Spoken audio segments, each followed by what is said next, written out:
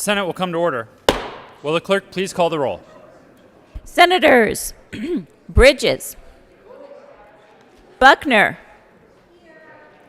Coleman, Cook, Coram, Danielson, Donovan, Fields, Gardner, Janal, Gonzalez,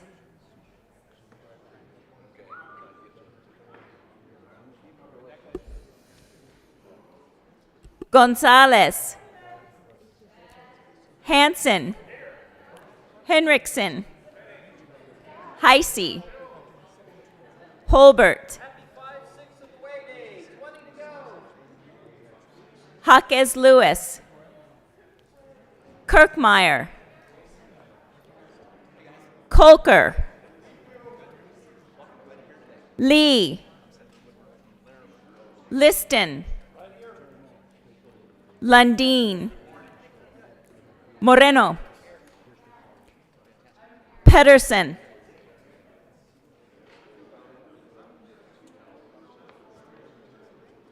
Here. Priola, Rankin, Rodriguez, Scott, Excused. Simpson. Smallwood. Sonnenberg. Story. Here. Winter. Here. Woodward. Zenzinger. Mr. President. Here. The morning roll call is 34 present, 0 absent, 1 excused. We have a quorum. Will the good senator from Douglas County please lead us in the Pledge of Allegiance? Good morning, Mr. President. Guests, colleagues, those in the gallery, please join me in the Pledge of Allegiance. I pledge allegiance to the flag of the United States of America and to the republic for which it stands, one nation under God, indivisible, with liberty and justice for all. Approval of the journal. Senator Sonnenberg. Thank you, Mr. President. I move the reading of the journal be dispensed with and that it be approved as corrected by the Secretary. You have heard the motion. All those in favor say aye. All those opposed, no. The ayes have it, and that motion is adopted. Senate Services.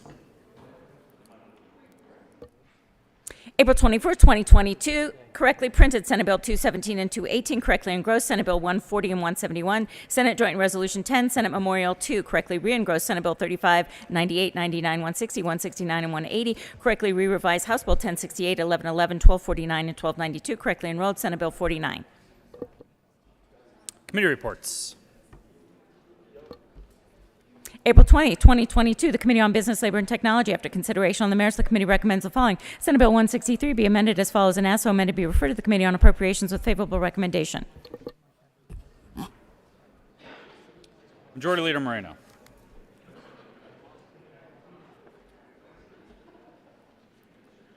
Thank you, Mr. President. I move to proceed out of order for a moment of personal privilege by the senator from Montrose. The motion is to proceed out of order for a moment of personal privilege. All those in favor say aye. Aye. All those opposed, no. The ayes have it, and we will proceed out of order. Senator Quorum. Mr. President, I would ask for a moment of personal privilege. Granted. Thank you, Mr. President. Members, today I'm very proud to talk about a group from home that's come in. Montrose University, they're seated to my left. It is made up of elected officials, community leaders. This is about maybe the 10th year of the program, maybe a little bit longer, but it's preparing the leaders for tomorrow. And if you, those of you who've had the opportunity to visit Montrose, you will find that it is very progressive in their thinking of moving forward. At one time, I think we had perhaps the second largest community center in the recreation center in the nation, or west of the Mississippi, I believe it was. I believe we're number 2 now, but our airport is second to DI in direct flights, and it is up and coming community. We unfortunately had a little accident, and yesterday had an explosion in a business downtown, and 5 people injured. One is transferred to Denver, but this is a great group that's brought forward. I see Senator Zenzinger over there, and for those that you don't know, 3% of the legislature comes from Montrose High School. Thank you. Majority Leader Moreno. Thank you, Mr. President. I move the Senate proceed out of order for consideration of resolutions. The motion is to proceed out of order for consideration of resolutions. All those in favor say aye. All those opposed, no. The ayes have it, and that motion is adopted. We will proceed out of order. Consideration of resolutions. Will the clerk please read the title of Senate Joint Resolution 12? Senate Joint Resolution 12, Senators Heisey and Hendrickson, Representative Luck, concerning designating Colorado State Highway 115 from mile marker 15 to mile marker 27 as the Veterans of Foreign Wars Warriors Memorial Highway. Senator Heisey. Thank you, Mr. President. I move Senate Joint Resolution 12, and I ask that it be read at length. Will the clerk please read Senate Joint Resolution 12 at length? Senate Joint Resolution 12 by Senators Heisey and Hendrickson and Representative Luck, concerning designating Colorado State Highway 115 from mile marker 15 to mile marker 27 as the Veterans of Foreign Wars Warriors Memorial Highway. Whereas Colorado has a proud and distinguished history of dedicated military service by men and women of the state whose sacrifice, courage, and heroism preserve for past, present, and future generations the liberties and way of life within our democratic republic as set forth in our state and national constitutions, and whereas the state of Colorado significantly benefits from the presence and military service of more than 400,000 veterans, including their family members and survivors. Moreover, Colorado is home to more than 150,000 active duty men and women of the United States Army, Navy, Air Force, Space Force, Marine Corps, Coast Guard, and their reserves, and the Colorado National Guard. And whereas it is appropriate to recognize that Coloradans in all branches and components of the armed services selflessly serve around the world today to protect the security and peace of our nation and others, and whereas thousands of Coloradans have served in all branches of the United States Armed Forces during every major military engagement since the Civil War, including World Wars I and II, the Korean War, the Vietnam War, Operation Desert Storm, and the War on Terror. And whereas enlisted Coloradans have been committed to fighting the spread of hate and authoritarianism throughout the world to protect the ideals of democracy and free thought, and whereas the freedom and liberties that the people of Colorado and of the United States enjoy today are due in great part to the military service of the men and women who serve their country with honor and dignity, and we should remember the legacy of their courage and selfless sacrifice. And whereas Colorado is the proud home to and beneficiary of more than 400,000 military veterans who have served their country long and well and bring great honor and distinction to the state, and whereas the forefathers of the Veterans of Foreign Wars, VFW, were two smaller veteran groups, the American Veterans of Foreign Service and the National Society of the Army of the Philippines, which formed independently in 1899, but then merged to form the Veterans of Foreign Wars in 1914. These first veterans groups were formed as local organizations after the Spanish-American War and the Philippine-American War, respectively, to secure veterans the rights and benefits for their service, as many had arrived home, wounded or sick. In those days, there was no Department of Veterans Affairs Administration, care, or pensions for the medically retired. These organizations enabled veterans to care for and help each other with the transition from battlefield to normal life. And whereas the first VFW chapters were formed in Colorado, Ohio, and Pennsylvania, of the three posts that claim to be the first, the VFW National Organization recognizes the Colorado Post as being the first. It is now officially designated as VFW Post 1. By 1915, membership grew to 5,000. By 1936, when it became a government-chartered nonprofit organization, membership was almost 200,000. Today, membership stands at around 1.4 million. And whereas to be a member of the VFW, an individual must be a United States citizen or national with an honorable discharge from the United States military or currently be serving in the United States Army, Marine Corps, Navy, Air Force, or Coast Guard, membership also requires military service overseas during an operation or conflict and decoration with an Armed Forces Expeditionary Medal or a campaign medal or ribbon. And whereas the VFW has extended beyond the realm of simply being an organization of veterans helping fellow veterans, from its beginnings of providing financial, social, and emotional support to members of the United States Armed Forces, veterans, and their dependents, the VFW has become a leader in community involvement in areas such as mentoring youth groups, helping in community food kitchens, and volunteering in blood drives and other civic volunteerism.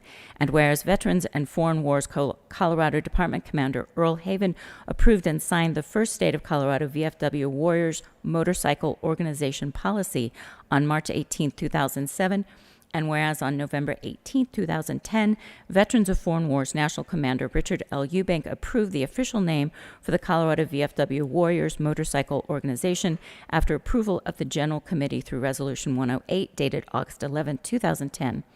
And whereas the mission of the VFW Warriors Motorcycle Organization is to promote the VFW Colorado missions, develop membership growth for the organization, increase community awareness, promote interest in various forms of motorcycle activities that foster camaraderie among its members, encourage a better understanding of motorcycle riding as a constructive activity among the members of the VFW, its auxiliary, and the public, promote motorcycle safety programs, and provide a social atmosphere for the VFW and its auxiliary who share the same interests. And whereas money raised during motorcycle fundraising events that are sponsored by the VFW Warriors Motorcycle Organization, such as the Run for the Wall annual motorcycle ride from California to Washington, D.C., that has 30,000 riders passing through Colorado, has supported veterans organizations, facilities, causes, and charities that directly benefit veterans, their families, and their survivors.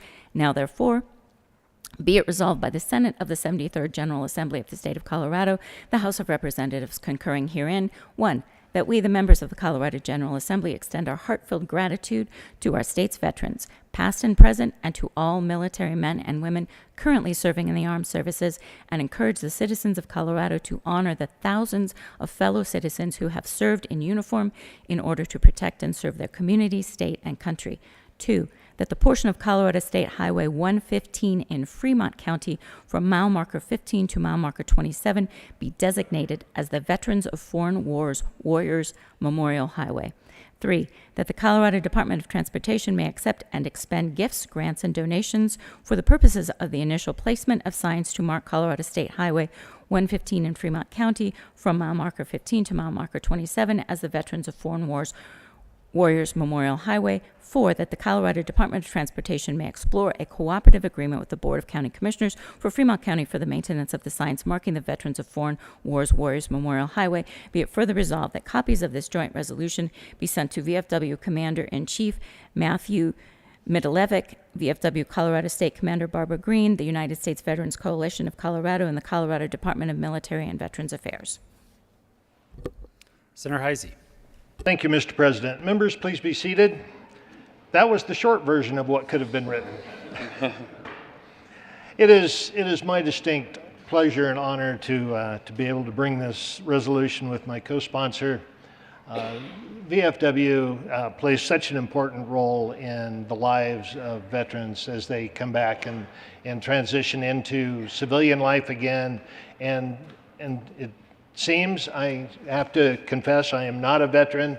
I really, really appreciate all that our veterans have done through the years, all ages, to preserve this way of life and this form of government we have, and the privileges and the freedoms that I have personally. So thank you very much, but thank you for all that the VFW does for its members throughout their entire lives. Senator Henriksen. Thank you, Mr. President. The words brothers and sisters in arms get thrown about frequently, but it is a fitting terminology. For those who have served in armed conflict, there is a fraternity or sorority that immediately that immediately begins, one that you can only join through experience, and it changes who you are as a person, and it stays with you throughout your life. And it's an experience that can only be shared, and an understanding that can only be shared with those who have had that same experience. And so VFW is an organization that is so incredibly important to the full life of our veterans, and also for the communities in which our veterans live, as they continue to give a sense of purpose and a sense of community service, the very reasons why people take the oath to serve in our armed forces to begin with. I am grateful for all that the VFW is to our communities and to our state, and am honored to be able to bring this resolution with you, Senator. I ask that I renew our call for the passage of the approval of Senate Joint Resolution 12, and ask for an aye vote. Further discussion. Senator Rankin. Thank you, Mr. President. I feel a special obligation to stand up and support the resolution. I'm sure the only one of us old enough to have served during the Vietnam War. And, you know, when our fellow soldiers came home, they weren't always recognized as well as hopefully we're doing today. And the VFW was so important in the lives of so many of those veterans, and you know, there's some with us today. So just a special thanks for, you know, the people I served with and people of that era. Further discussion on Senate Joint Resolution 12. Seeing none, the motion is the adoption of Senate Joint Resolution 12. Are there any no votes? With a vote of 34 ayes, 0 noes, 0 absent, 1 excused, Senate Joint Resolution 12 is adopted. Co-sponsors. Senator Henriksen. Thank you, Mr. President. I ask that the current roll be added as co-sponsors. Seeing no objection, the current roll call will be added as a co-sponsor to Senate Joint Resolution 12. Thank you, Senators. Senator Heisey. Thank you, Mr. President. I would ask for a brief recess to greet our guest. The Senate will stand in a brief recess to greet our guests.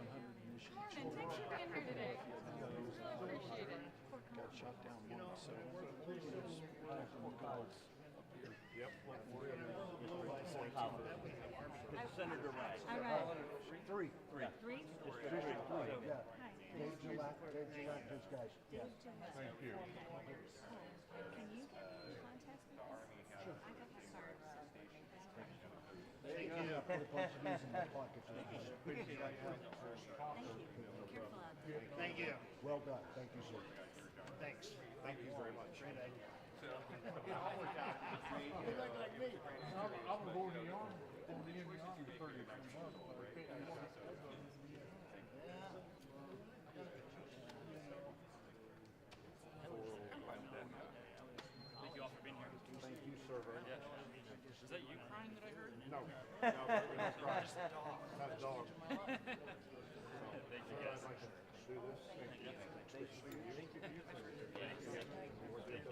Yes, sir. Appreciate you.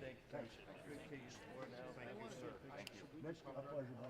Hey, sir, let's do two things. Hey, how are you, sir? I'm good. How are you?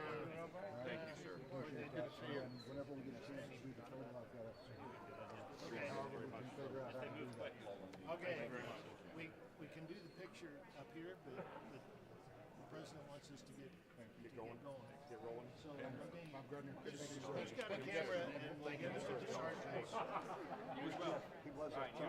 Hey, I'm guessing we got some riders here. So who has the camera? Shoot me a text or whatever when you're riding. Okay. Thank you, sir. We got one coming this Saturday. Well, I can't make this Saturday. I'm in Virginia, but text me the next Saturday. Paul on rally coming up in June. Okay. 3 days down in Kansas City. I'll make sure you know. I'd love to know about it. Thanks, guys. Guys, thank you for coming today. Yes, sir. Thank you. Thank you, sir, for your support. Absolutely. Absolutely. So are we doing? Coming up? Sure, if you want me. Oh, Paul. Yep. Hi, Steve. Good.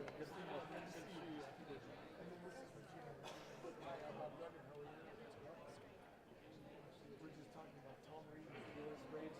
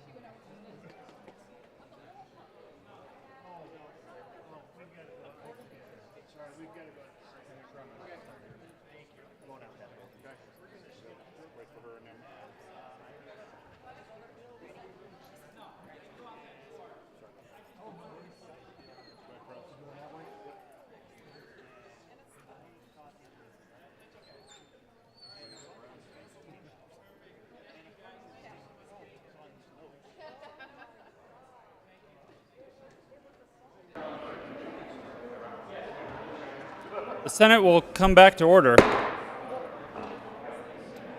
Third reading of bills, final passage. Will the clerk please read the title to Senate Bill 171? Senate Bill 171, Senators Bridges and Perrella, Representative McLaughlin, concerning restrictions on making public the personal information of educators at risk of threats. Senator Priola. Thank you, Mr. President. I move Senate Bill 171 on third reading and final passage. Is there any further discussion? Seeing none, the motion is the passage of Senate Bill 171. Are there any no votes?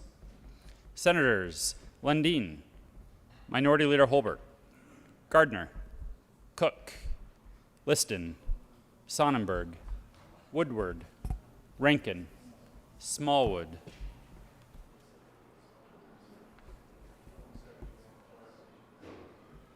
With a vote of 25 ayes, 9 noes, 0 absent, 1 excused, Senate Bill 171 is passed.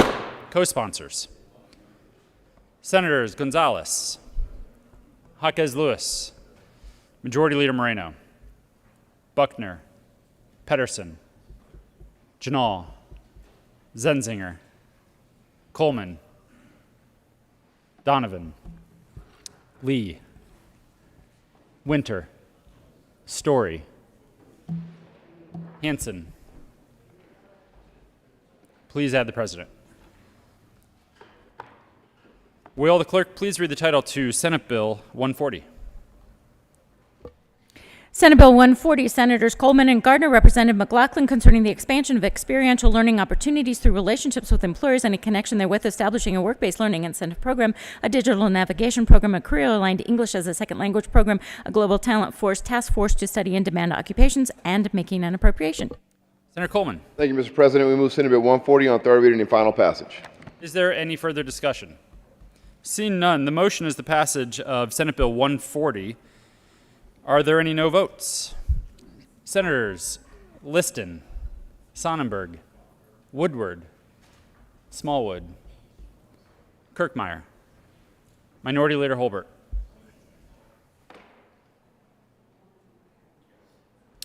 With a vote of 28 ayes, 6 noes, 0 absent, 1 excused, Senate Bill 140 is passed.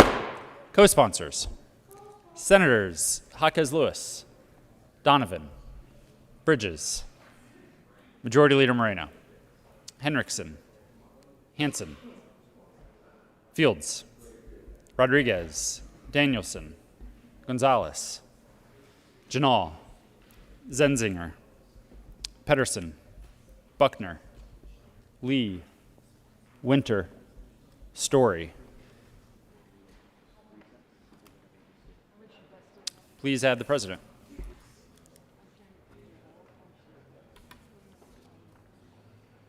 General orders. Second reading of bills. Consent calendar. Senator Coleman. Thank you, Mr. President. I move the Senate resolve itself in the Committee of the Whole for consideration of general order, second reading of bills, consent calendar. You have heard the motion. All those in favor say aye. Opposed, no. The motion is adopted and the Senate will resolve itself into the Committee of the Whole for the consideration of the general orders, second reading of bills, consent calendar, and Senator Coleman will take the chair.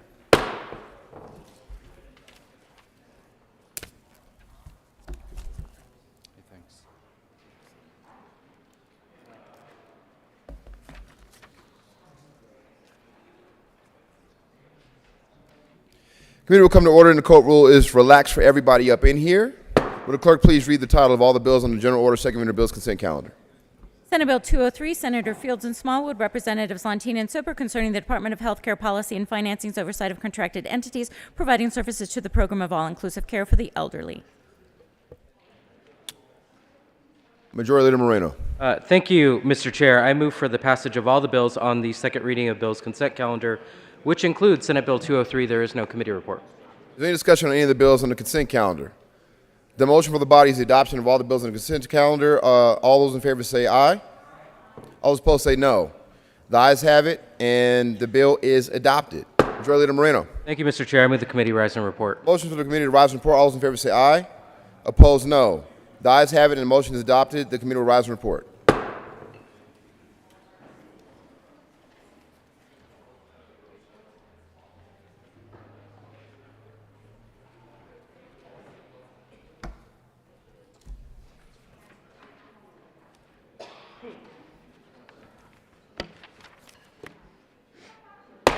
The Senate will come to order. Senator Coleman. Thank you, Mr. President. The committee has had a bill under consideration. Will the clerk please read the report?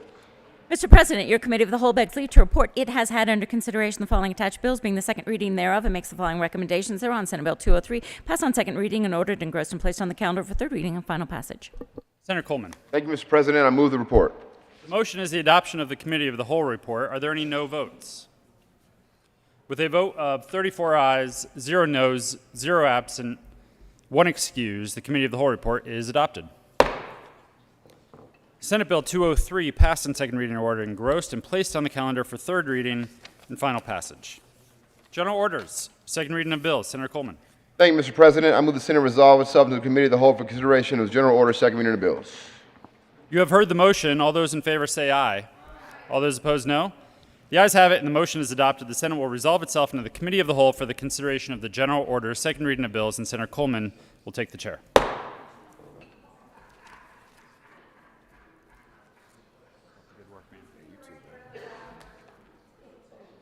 The committee will come to order, and the court rule is still relaxed for everybody up in here. Will the clerk please read the title to House Bill 1031?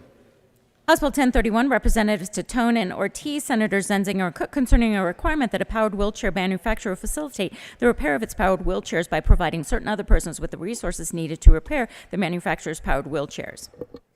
Senator Cook. Thank you, Mr. Chair. We move House Bill 1031 and the Judiciary Report. 1031 and the BLT report. Oh, my bad. It's all good. I'm You're so welcome, used to the Mark. Judiciary. The BLT Report. There we go. To the BLT committee report. Thank you, Mr. Chair. We just moved out the effective date of when the bill takes effect. Any discussion on the committee report? Is there any further discussion seen on the motion? Is the adoption of the committee report? All those in favor say aye. Those opposed, no. The ayes have it, and the committee report is adopted. To the bill, Senator Zenzinger. Thank you, Mr. Chair. This bill helps our friends and neighbors and family members that are in powered wheelchairs to repair their own wheelchair if necessary, and we ask for an aye vote. Any further discussion on 1031? Seeing none, the motion is the adoption of House Bill 1031. All those in favor say aye. Aye. Those opposed, no. The ayes have it, 1031 is adopted. Will the clerk please read the title to House Bill 1082? House Bill 1082, Representatives Hooton and Bacon, Senator Gonzalez, concerning the enforcement of state housing laws by the Department of Law and in connection therewith establishing a fair housing unit within the Department of Law. Senator Gonzalez. Thank you, Mr. Chair. I move House Bill 1082 and the associated Judiciary Committee report. To the Judiciary Committee report, Senator Gonzalez. Thank you. We made some some technical amendments to strengthen the bill. I ask for an aye vote. Any discussion on the committee report? Seeing none, the motion is the adoption of the committee report. All those in favor say aye. Aye. Those opposed, no. The ayes have it, and the committee report is adopted. To the bill, Senator Gonzalez. Thank you, Mr. Chair. I do have a clarification that I would like to just offer regarding this bill, which would allow the Attorney General to bring enforcement actions regarding various statutory provisions pertaining to housing issues and create the Fair Housing Unit within the Department of Law. What this bill would do, and during our discussion in the House Judiciary Committee, there were some questions related to the scope of the AG's authority and whether the bill should limit enforcement to cases where there is a pattern or practice or a certification of systemic impact. The AG's witness, First Assistant Attorney General Abby Hinchcliffe, noted that other consumer protection legislation, including the Colorado Consumer Protection Act and the Uniform Consumer Credit Code, provide the Attorney General broad authority to determine how to use enforcement powers granted by statute.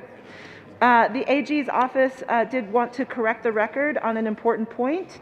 Ms. Hinchcliffe noted that the CCPA previously included a requirement for large-scale consumer harm, but does not any longer. While a judicial interpretation of the CCPA did require significant public impact in the past, though that element was removed for cases brought by the AG in HB 19-1289, even though that requirement could be met by proof of impact other than significant consumer harm. Though it is correct that large-scale consumer harm would have easily met the significant public impact requirement, the AG could meet that requirement without demonstrating consumer harm. Indeed, under the Colorado Supreme Court precedent, misrepresentations directed to the market generally in the form of widespread advertisement satisfy the significant public impact requirement, whether or not any consumer is actually harmed. I'd refer to Hall versus Walter, 969 P. 2nd, 224, 1998. I just wanted to clarify that point on the record, and I do ask for an aye vote on House Bill 1082. Seeing no further discussion, the motion is the adoption of House Bill 1082. All those in favor say aye. Those opposed, no. The ayes have it, and 1082 is adopted. Will clerk please read the title of House Bill 1225?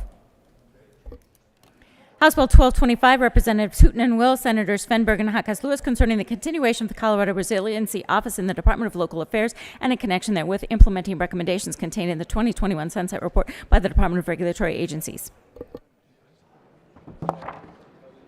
Senator Hawkes Lewis. Thank you, Mr. Chair. I move House Bill 1225. To the bill. Yes. Thank you.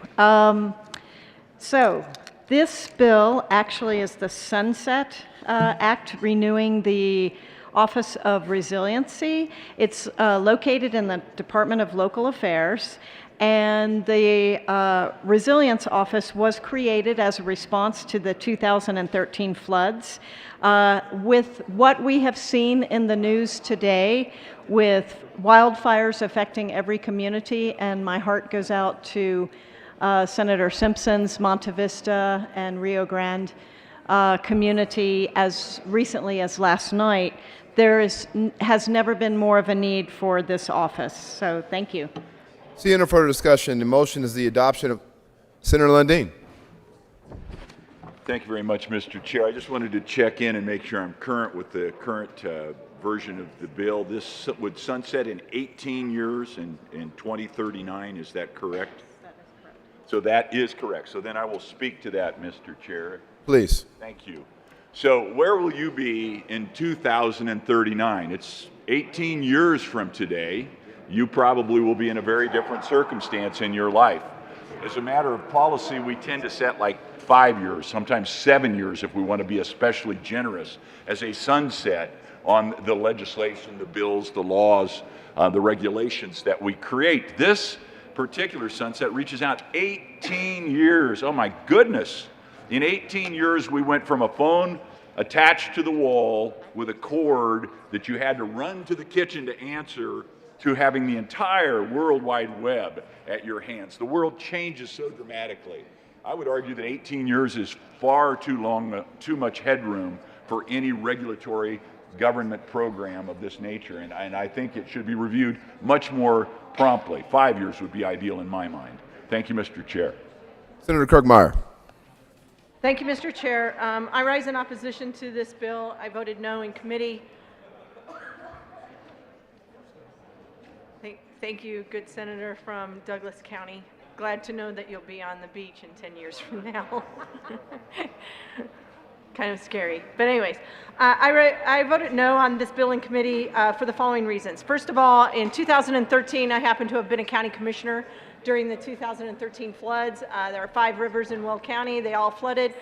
We were impacted by the floods just as great as, if not greater than Larimer and Boulder County. We did not use the Office of Resiliency, folks, because there was not one. This was a position that was created in the governor's office. And again, I will just tell you from my experience, they pretty much kind of got in the way versus actually helping out. Now, I'm sure they did other things better in other counties, so I'm not trying to criticize them. I'm just speaking to that there is actually no need for this office or for these individuals. When I asked in committee what their relationship was with the public assistance officer, which is required through FEMA through the Stafford Act and is over in the Department of Public Safety now, used to be in the Department of Local Affairs, but now is in the Department of Public Safety, they weren't even sure what it was. So I had to tell them what it was, what I was asking about. They actually started talking about the communications officer, which was not what my question was. And when I talked about it, when I had to explain what the public assistance officer was, then they said that they knew who they were and that they were working with them, which kind of leads me to believe that they weren't working with them. The public assistance officer that is funded through FEMA and is in the Department of Public Safety and comes and is assigned on every disaster is the person who should be coordinating at the local level. This is simply an expansion of government. This is a position that was funded in the governor's office that should have remained there, and when the disaster is over should go away.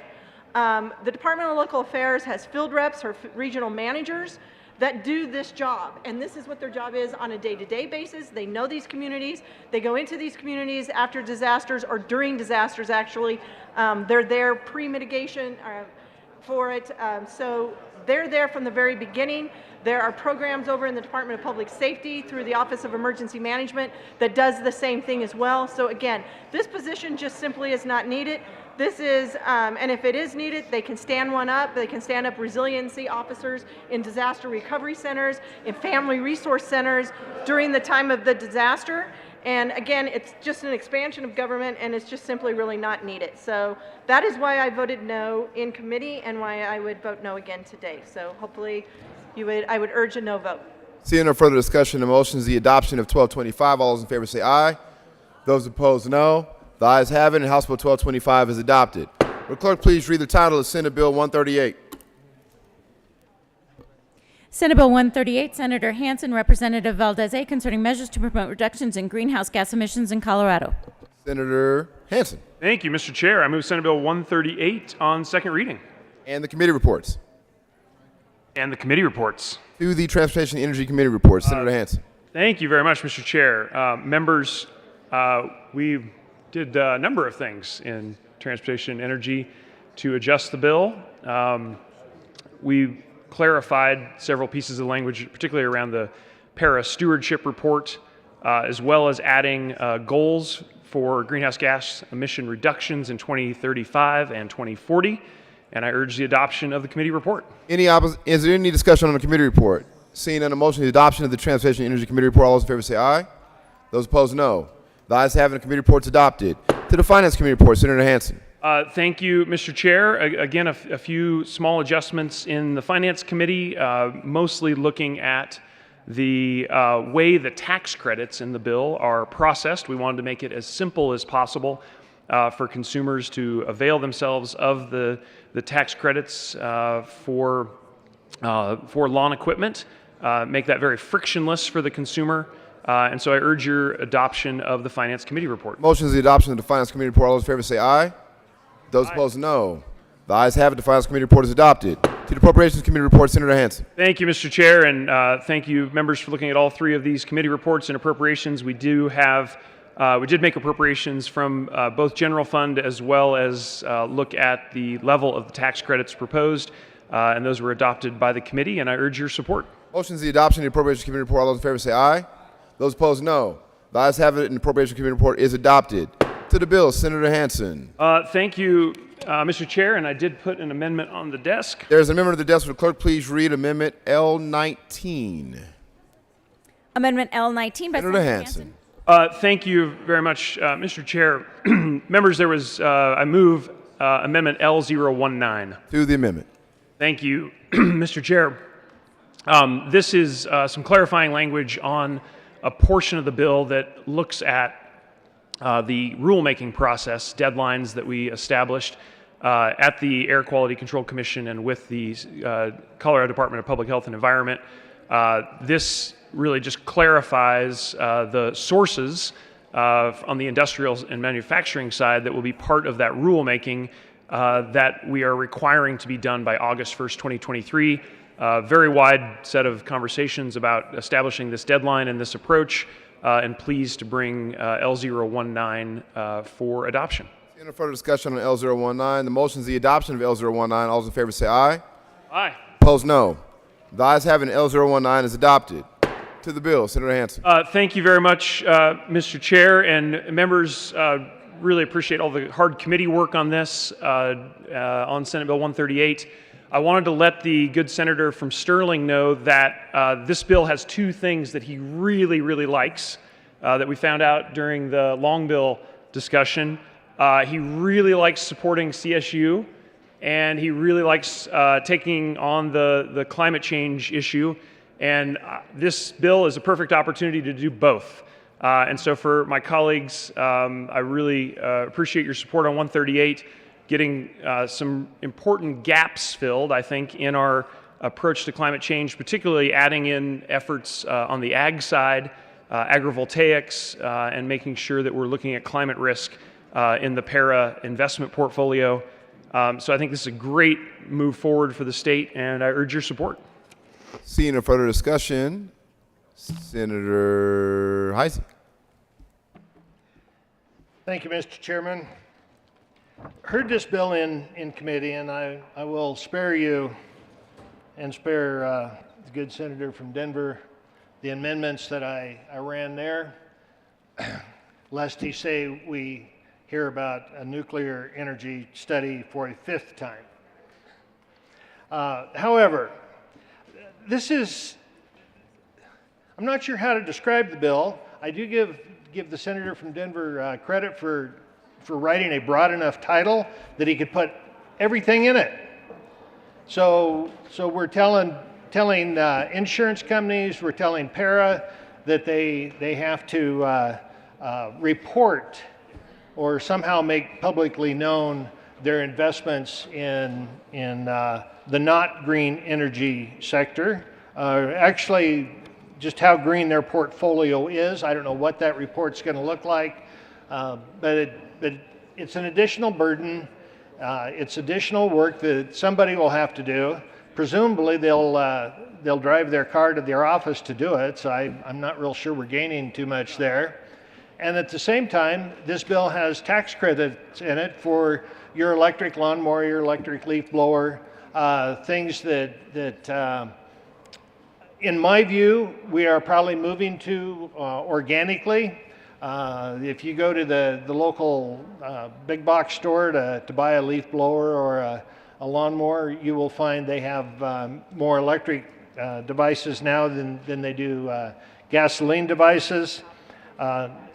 Just not entirely sure why we need this bill. I don't see that it does anything that we aren't going to be there anyway, except place some additional burdens on insurance, some additional reporting, and on also the tax credit. Once again, give credit to the good senator from Denver that he figured out how to get you your tax credits at the time of purchase. No coupon you have to mail into the state or file at tax time. I do appreciate that change to the bill, but there's nothing in this bill that doesn't accomplish what we're already doing, and it expands government. I'm going to have to ask for a no vote. Senator Liston. Thank you, Mr. Chair. Members, you know, we don't get to see these blue environmental reports, greenhouse reports very often. It should be green, it's blue. Well, we should pass a bill on that, that this should be green, not blue. You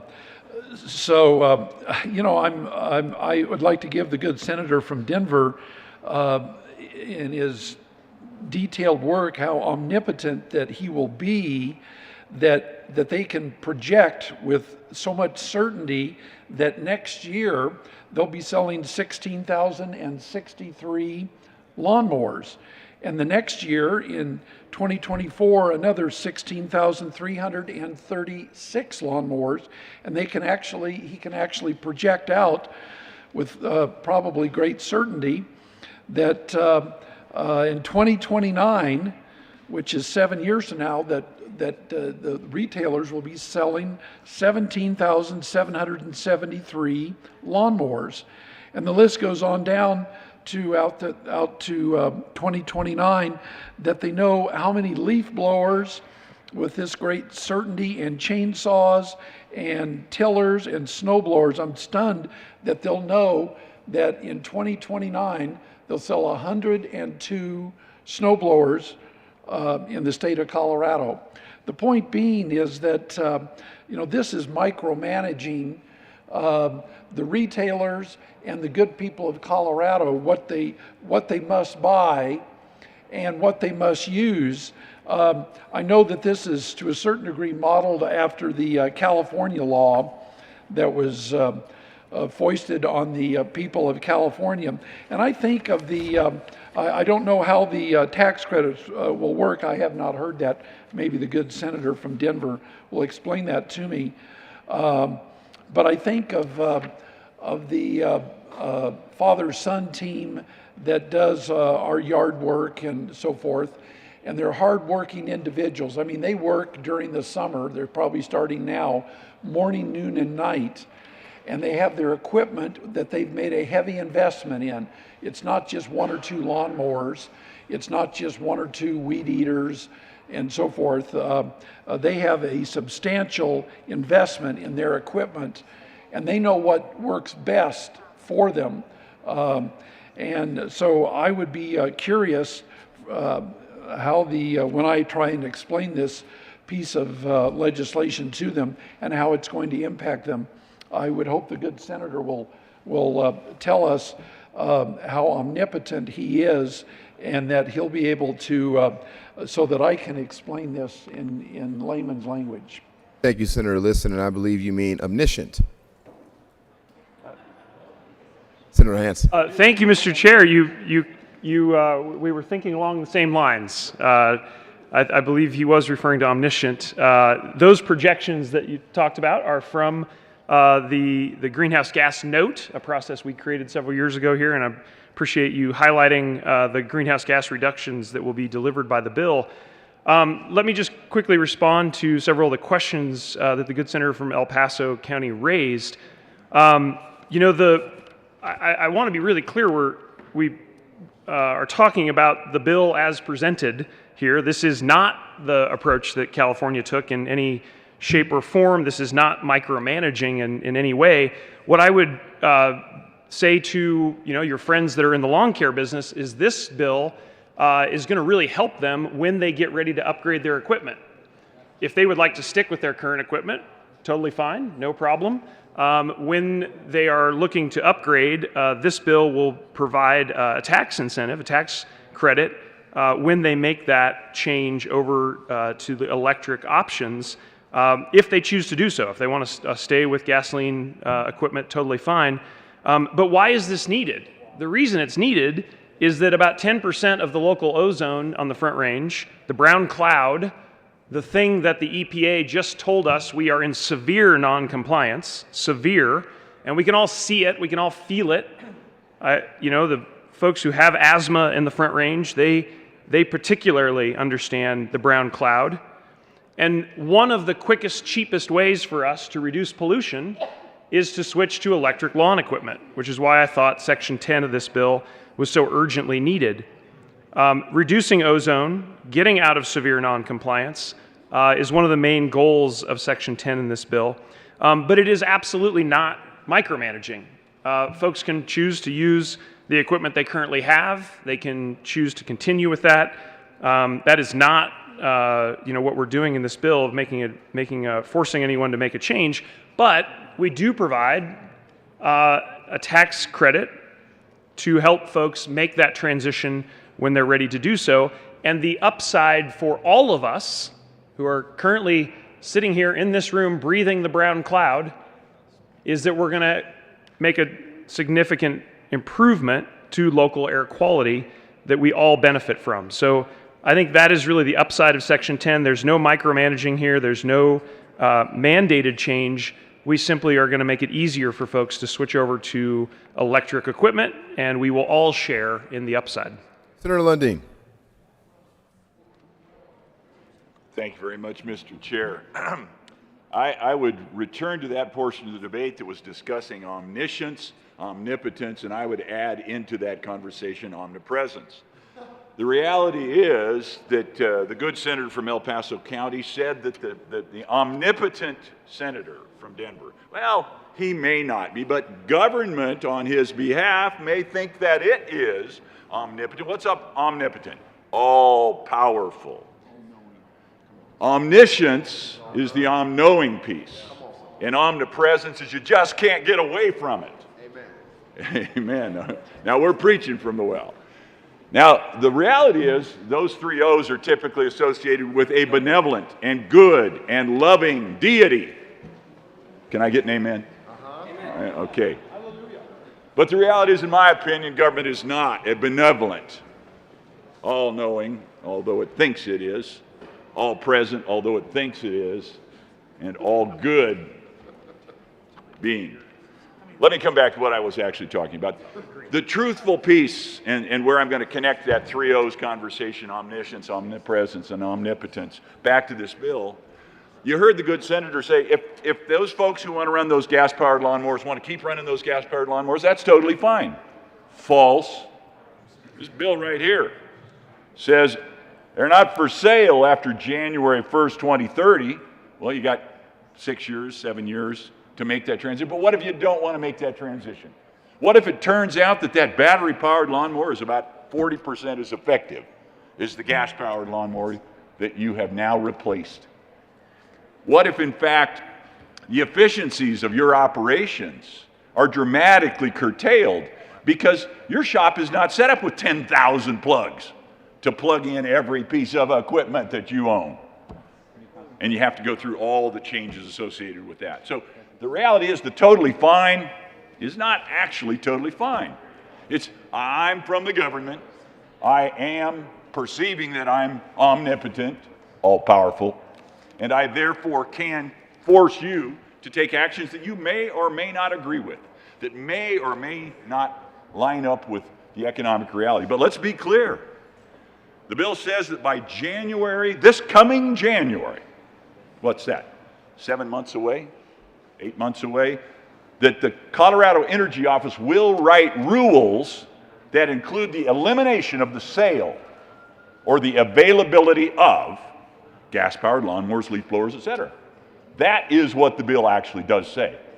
So now it may not happen today, but it is going to happen, and it's coming to you from the omnipotent, all-powerful, or so it thinks, government, because that government thinks it's omniscient, all-seeing, and knowing that which is proper, appropriate, righteous, economically beneficial. And it's also omnipresent inside the boundary of the state of Colorado. You can't get away from it. It's everywhere you go, these rules over time. Now, the bill talks specifically about the non-attainment areas, but the reality is when that camel from the Mideast, where the Bible was originally written and these concepts of omniscience, omnipresence, and omnipotence come from, when that camel from those sandy lands pushes its nose under the tent flap, the camel's coming into the tent, folks. And that's the way it is. So a question comes out of this for the bill sponsor. We've had many bills. 180 flew through here the other day. 193 flew through here the other day. They give the CEO, Colorado Energy Office, I think that's interesting that we've got this executive connotation. We all think of a CEO, that's the chief executive officer, not here in Colorado. That's the Colorado Energy Office, which is your new chief executive officer, Colorado. They're going to tell you what to do, how to do it. So my question to the bill sponsor is, how many FTE are we adding to the Colorado Energy Office over the next year, next 2 years, next 3 years, 5 years, 10 years? Or actually, we don't even have to go that far with this bill. If you go 7 years, you're seeing a massive expansion in the control over what the people of Colorado may choose to do with their money and their lives. But the question, put fine point back on it, is what's the growth curve on this, the CEO going to look like, to my colleague from Denver? Thank you, Mr. Chair. Senator Hansen. Thank you, Mr. Chair, and what a fun discussion this morning about the camels, et cetera. Just a quick factual response. I believe you may be reading the wrong version of the bill. This is a great discussion. Just to clarify, there is nothing in the current version of the bill that prevents someone from continuing or purchasing a new gasoline option. But what we're doing in the bill is providing a clear incentive for folks if they want to make the switch to electric. And that technology is improving about 10 to 15% per year. Gasoline technology is improving at about 1% per year. So this is a great option for us in Colorado, but I appreciate the discussion this morning and really trying to provide a clear carrot for improving air quality and no camels to be found. Senator Priola-Lundeen. Thank you, Mr. Chair. Members, I rise in support of Senate Bill 138. And let me tell you why. There is one specific conversation I had in 2020 knocking on doors that will probably stick with me the rest of my life. I walk up to this lady sitting on her porch, probably 30-ish, and she's reading the Bible. So, automatically I think she's going to want to talk about certain things. And I asked her, as I ask most constituents, people when I'm out talking to them, I ask them what they're concerned about, what's their major concern. And to my shock, she said air quality. She said the air quality around here is terrible. My kids are coughing, and especially she was talking about the air quality coming up from Commerce City. This was in Thornton. So that has stuck with me, plus the fact that personally I've dealt with air quality issues during the 2020 time when we were all worried about getting COVID. There were times I would start sneezing and coughing, and I was like, uh-oh, here we go. And I would hop in my car that has like a super filter and drive around for 10 or 15 minutes, and my wheezing and sneezing would clear up. So that told me that I didn't need to go run in and get a COVID test, that it was just simply an issue with the air quality. And I think we can all remember, March of 2020, being able to actually see the mountains when not only here, but the rest of the Western United States and quite honestly a lot of the world had shut down and stayed home for a while. So that alone is also seared in my mind, the vision of the Rocky Mountains that I remember from my childhood from the perspective of Brighton, Colorado. And if you have a chance the next week or two, and you're out on the eastern side of the metro area, try to look at the mountains. They are very, very hazy. You cannot really see them that well. And it was on the front page of the paper a week or so ago about Colorado and this region not being in the attainment area. So this bill specifically, it does a number of things, but the specific incentive to electrified mowers and weed eaters and blowers and so on and so forth, I think will pay huge dividend. In a sense, they are the low-hanging fruit of the air quality issues we've been dealing with in this region. And so for that reason and others, I support it. It's good for my constituents. It's good for air quality. It's good for the air quality of seniors and children, so on and so forth. And it's time to quit kicking the can down the road and hoping that somehow, some way, things are going to get better without doing anything. So I applaud the sponsor for bringing this piece of legislation, and I will be a yes. Senator Lundeen. Thank you, Mr. Chair. I'm just stepping back here reading now The committee report just adopted a number of minutes ago, trying to be clear that in fact, and I will ask the bill sponsor just to validate for us in the record, that Section 4, which speaks about the Colorado Energy Office and the elimination as drafted in the original bill of the ability to sell or buy gas-powered equipment, small engine equipment, after January 2030, appears to be Section 6, or page 6, has been stricken in the Transportation Energy Report. I just wanted to make sure that didn't come back in one of the other several amendments that I've read through. All right, so we're getting a head wag, I guess I would call that, not a nod, but a wag. We want to be clear with our language here in the well today. That in fact that is true, that the prohibition as originally drafted that says no, you can't buy that gas-powered engine has been lifted. Ladies and gentlemen, watch for that next year. Senator Sonnenberg. Thank you, Mr. Chair.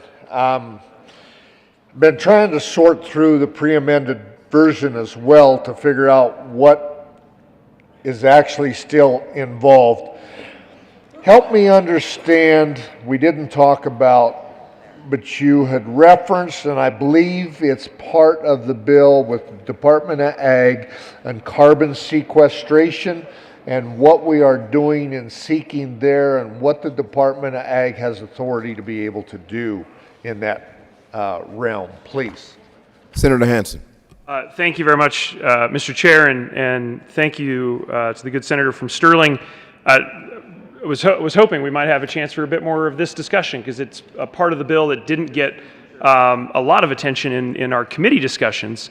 You know, as I was doing bill research last summer, one of the things that really stuck out to me is that we've got a massive opportunity, a chance for a win-win in the agriculture sector in Colorado when it comes to carbon management.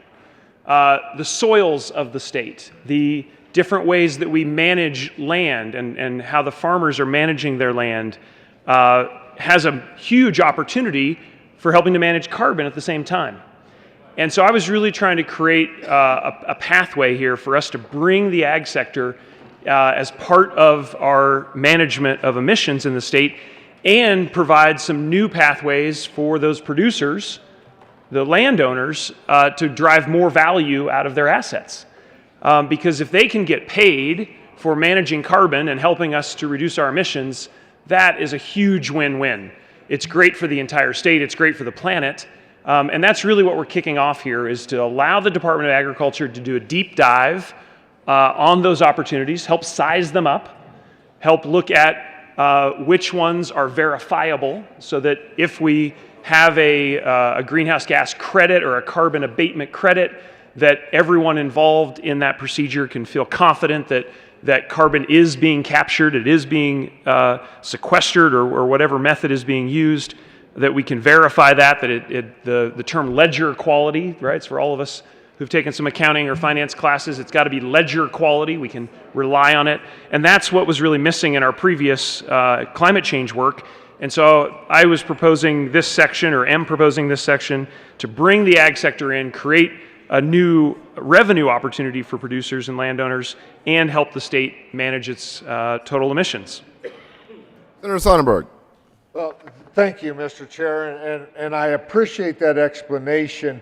So if I understand correctly, some of this grant money then would be utilized to pay farmers, or is this grant money solely to be utilized to study actually what we're already doing? Because I'll tell you right now, we've had these discussions for the last 20 years on how agriculture is sequestering carbon, saving carbon, and how we can utilize those credits and actually have agriculture be able to sell those credits to companies that aren't near as good.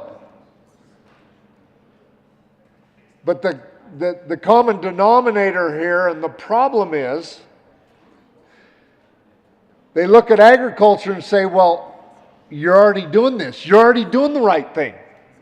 You've been doing this for decades. You have changed your farming practices to do all of these things. Why would we now pay you for it? And that's the challenge. Agriculture continues to do these carbon sequestration things, but don't get paid for them. And then what we do in other aspects of the bill is try to limit their ability to utilize gas-powered motors where we don't have electricity. For example, on my ranch, I have a solar well because there's no electricity there. And fascinating enough, with the fires last year, it limited the amount of sun rays to fully power that well. So what do I have to do? I bring in a gas generator to run the well that was supposed to be run by a solar panel. What really worries me about this is giving the Air Quality Control Commission the ability to adopt rules that ban those type of practices. And I'm hoping the sponsor will address that intent. And I know you were busy there, so let me repeat it. The concern about Air Quality Control Commission being able to set rules that would actually ban gas-powered motors for us to use in rural areas where we don't have electricity. What will they do and what is their authority under that section? Or as that was taken out, because I'm looking at the revised fiscal note that still allows them to do that. Help me understand the ability there for them to make rules that may not be the intent of the bill that could indeed hurt rural Colorado. Senator Hansen.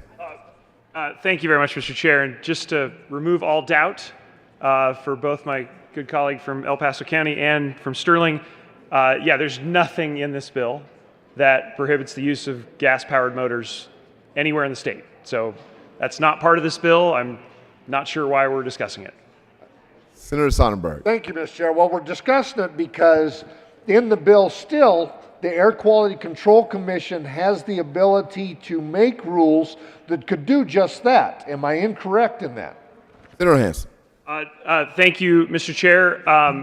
Good Senator from Sterling, my understanding is that the current statutory authority for the AQCC would include that, but that is because of legislation we passed a long time ago. That is one option that the Commission could consider in the future, but it's not part of this bill. So that's existing statutory authority to help reduce pollution. The Air Quality Control Commission can look at a variety of different options and ideas. I would say the current statutory language would include that option, but of course that's not what we're debating today and is not part of Senate Bill 138. Senator Sonnenberg. Actually, thank you, Mr. Chair. I would argue that it is. On this committee report, on page 2, it says the sector, the Commission shall adopt rules to reduce greenhouse gas emissions at a minimum, and talks about options for them to meet those goals of 25,000 metric tons.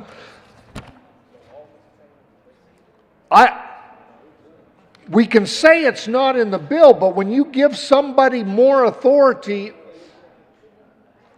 and probably they currently have at least some of that authority, but when you give them and emphasize that authority, we have the potential of indeed having restrictions and regulations placed on us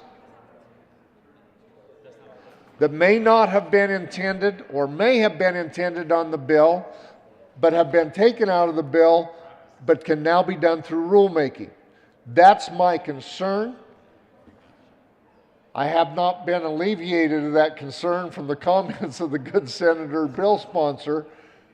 I appreciate the discussion, but these are some of the things that just continue to pop in my mind from my aspect where I live and what I do for a living, the impacts that it could have on us. So thank you. Senator Hansen. Yeah, thank you, Mr. Chair, and really grateful for this discussion and for the good senator from Sterling. Just to respond to the piece of the bill that you just mentioned, that is really just around creating a timeline for the existing rulemaking process.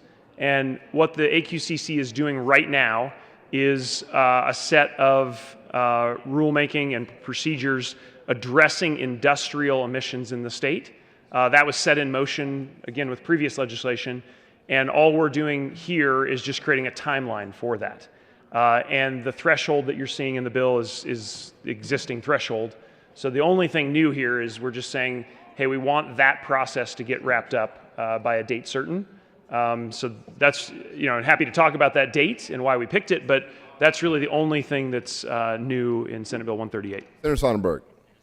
Thank you. And after I went on my tirade about the carbon sequestration for agriculture, I maybe didn't get back to the question. Is the money associated with the grant program to help pay farmers for that carbon sequestration they've already been doing, or is this to help develop a program to explore how they can be paid for that? Senator Hansen. Thank you very much, Mr. Chair. And the short answer is the latter. So we are a step away from, I think, a verifiable ledger quality market for these instruments to be tradable, to be sellable to third parties for both mandatory and voluntary compliance. I'm trying to fill that gap because I think we desperately need to get this done so that we can then move on to the more important part, which is driving value back to the good practices being done in the ag sector. So my intent here is to fill in that gap, get us to that important stage as quickly as we can, get the Department of Ag the resources they need to take that step. Senator Sonnenberg. Thank you, Mr. Chair. One final comment then. If you really want to be helpful to ag, please send rain. Seeing no further discussion, the motion is the adoption of Senate Bill 138. All those in favor say aye. Those opposed, no. The ayes have it. 138 is adopted. Majority Leader Moreno. Thank you, Mr. Chair. I request a senatorial 5. Senatorial 5 has been requested, and we will take a senatorial 5.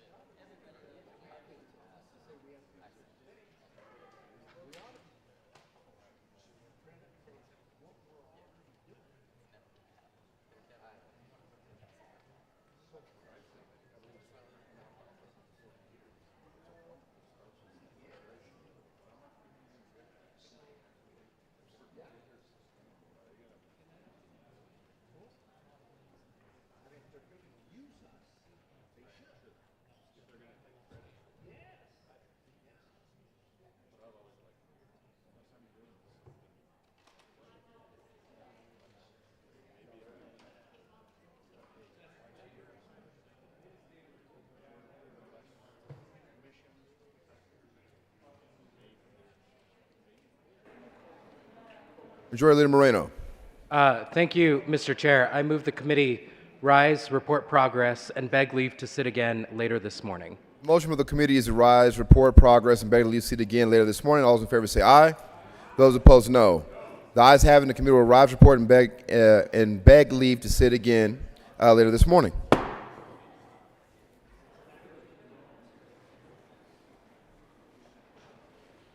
we'll do resolution.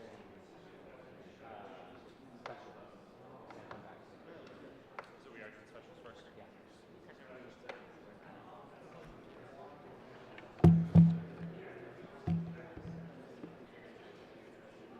Isn't that this? Same? And then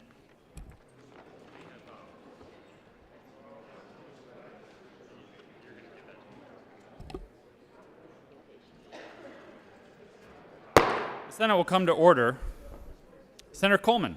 Thank you, Mr. President. The committee has met and had a number of bills in consideration. Will the clerk please read the report? Mr. President, your committee of the whole begs leave to report it has had under consideration the following attached bills, being the second reading thereof, and makes the following recommendations thereon. Senate Bill 138 is amended, passed on second reading, and ordered engrossed and placed on the calendar for third reading and final passage. House Bill 1031 is amended. House Bill 1082 is amended. House Bill 1225 passed on second reading and ordered revised and placed on the calendar for third reading and final passage.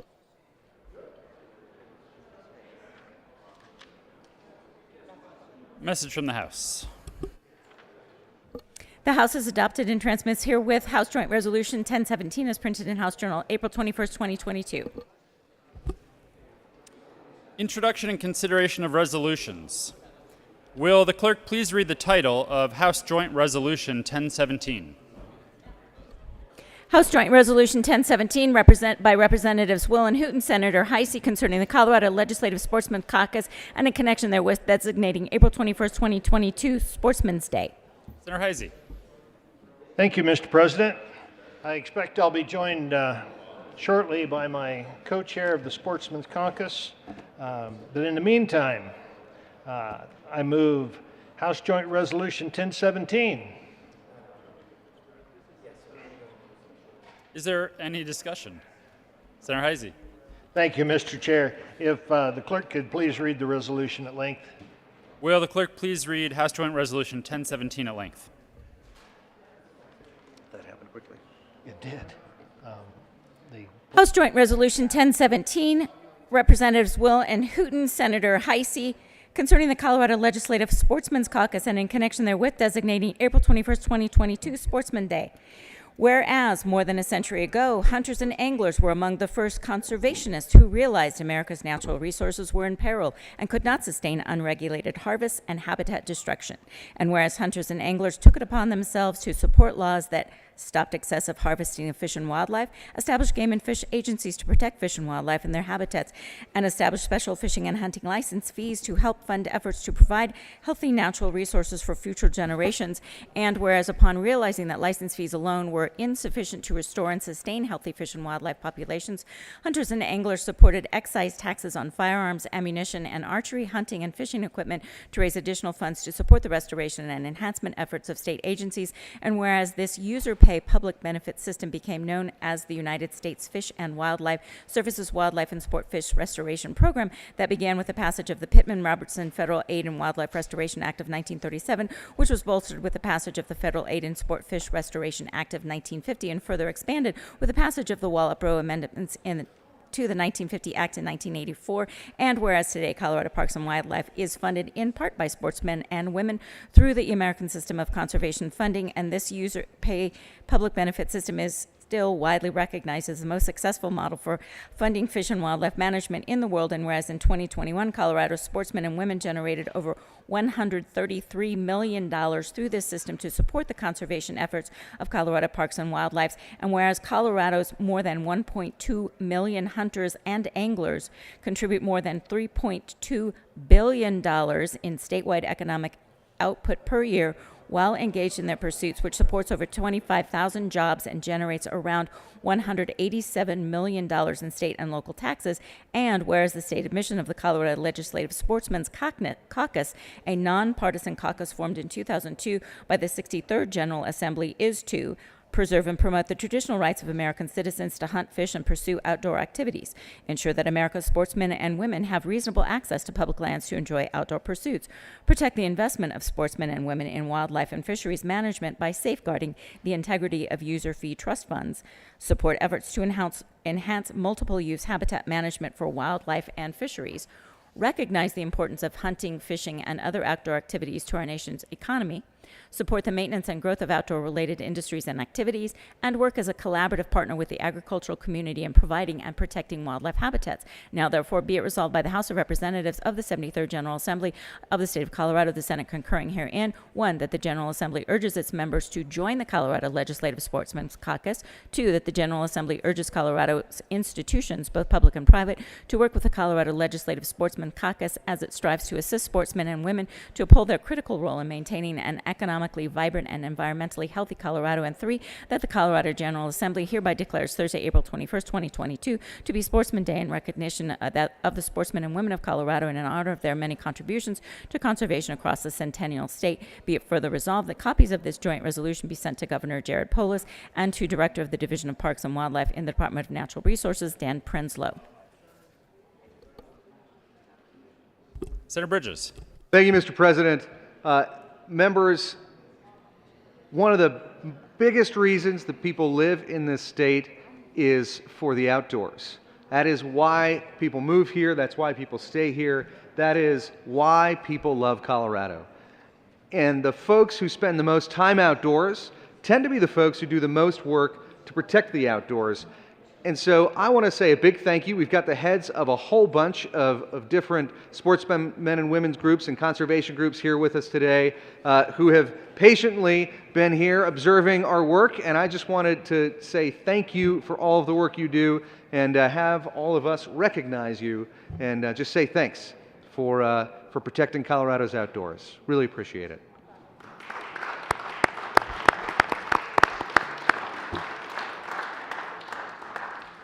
Senator Heisey.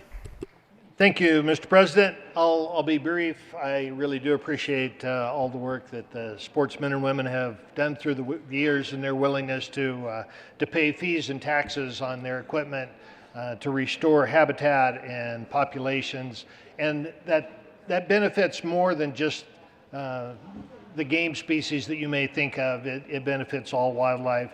However, the really important part of the news here today is today there will be a free lunch for everyone with wild game. So I invite you all to partake. Go ahead. I'm done. What time? Noon, lunchtime.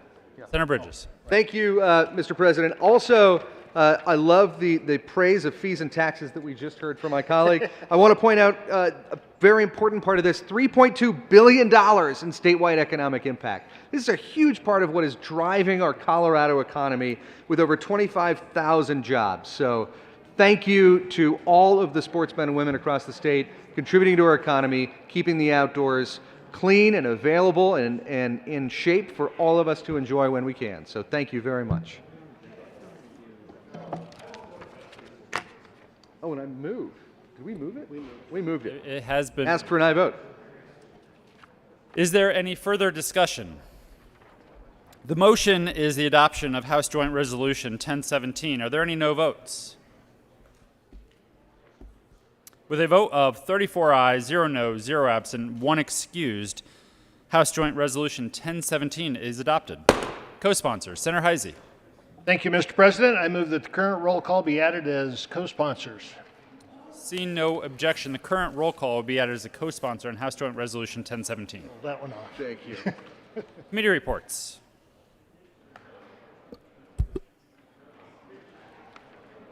April 21st, 2022, the Committee on Appropriations, after consideration on the merits, the committee recommends the following. House Bill 1157 be referred to the Committee of the Whole with favorable recommendation.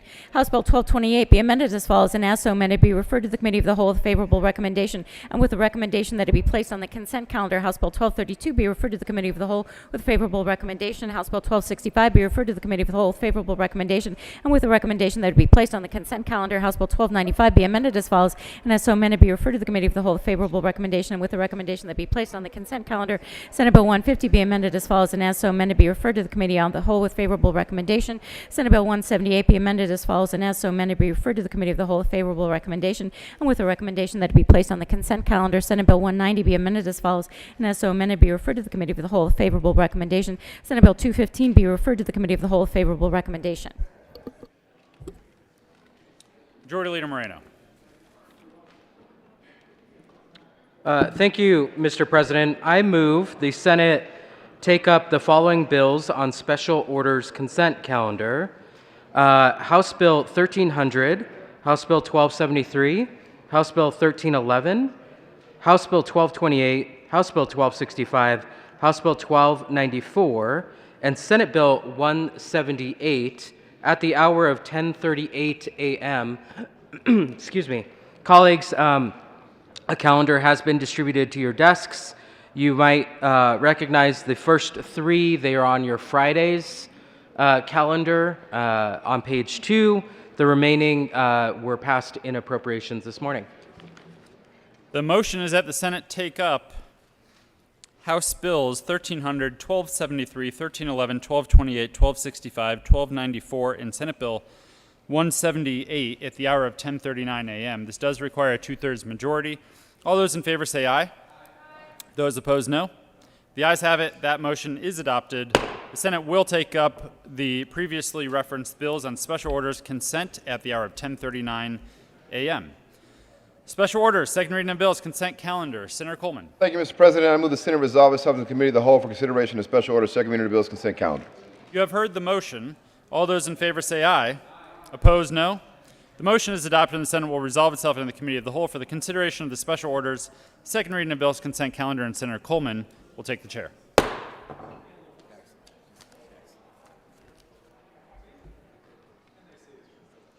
Committee will come to order and the court rules relaxed again for everybody up in here. Would the clerk please read the title of all the bills in the special order, second reading of bills, consent calendar? House Bill 1300, Representatives Carver and Doherty, Senators Fields and Garner, concerning local enforcement against human trafficking by allowing the adoption of local ordinances to prevent human trafficking-related offenses in illicit businesses represented as massage businesses. House Bill 1273 by Representatives Duran and Srota, Senators Fenberg and Pedersen, concerning protections for election officials. House Bill 1311 by Representatives Pico and Woodrow, Senators Woodward, concerning the correction of technical defects with definitions that resulted from a restructuring of the gasoline and special fuel tax in 2021. House Bill 1228, Representatives Roberts and Bachenfeld, Senator Quorum, concerning the continuation of the regulation of pre-need funeral contracts and in connection therewith implementing the recommendations contained in the 2021 Sunset Report by the Department of Regulatory Agencies. House Bill 1265, Representative Exum, Senator Bridges, concerning the continuation of the Education Data Advisory Committee and in connection therewith implementing the recommendations contained in the 2021 Sunset Report by the Department of Regulatory Agencies. House Bill 1294, Representative Michelson, Janae, and Young, Senators Zenzinger and Gardner, concerning additional pathways to provide special education services to children with disabilities in charter schools. Senate Bill 178, Senator Gonzalez and Van Winkle, Representative Valdez A. Senators Gonzalez and Representatives Valdez A. and Van Winkle, concerning the ability for certain marijuana licensees to change the designation of marijuana from medical to retail. Majority Leader Moreno. Thank you, Mr. Chair. I move for the passage of all the bills on the special orders second reading of bills consent calendar and their associated committee reports, which includes House Bill 1300, there is no committee report. House Bill 1273, there is no committee report. House Bill 1311, there is no committee report. House Bill 1228 and the associated appropriations committee report. House Bill 1265, there is no committee report. House Bill 1294 and the associated education and appropriations committee reports. And Senate Bill 178 and the associated Finance and Appropriations Committee reports. Is there any discussion on any of the committee reports? Motion for the body is the adoption of all the committee reports on special order, second reading of bills, consent calendar. All those in favor say aye. Opposed, no. The ayes have it, the committee reports are adopted. Is there any discussion on any of the bills on the consent calendar? Motion for the body is adoption of all the bills and special orders.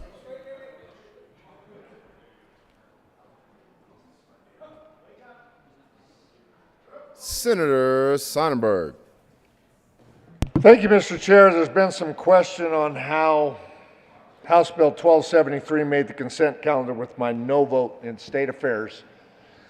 And it was so because I wanted to make sure the president got his bill on consent calendar, so I didn't object to it being on the consent calendar, but I wanted to tell you why I'm a no vote, and then I won't say anything tomorrow. This includes election officials as county commissioners and city council people. People that are elected to do other jobs that know their job beforehand and now allows them to be, the concern is to be doxied. Doxied, is that the right word? Anyhow, and the truth is they are there for a number of other reasons as well. If we took those out, that might be a more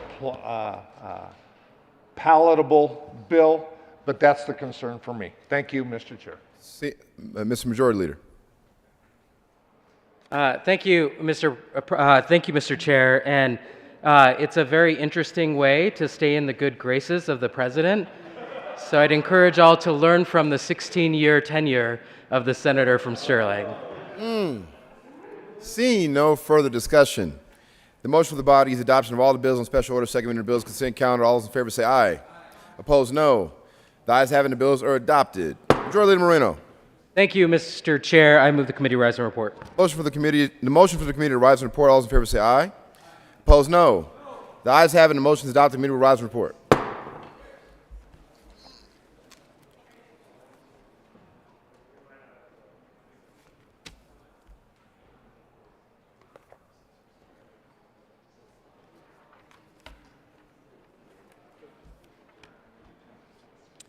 The Senate will come to order. And will the majority staff now process that late bill request from Senator Sonnenberg?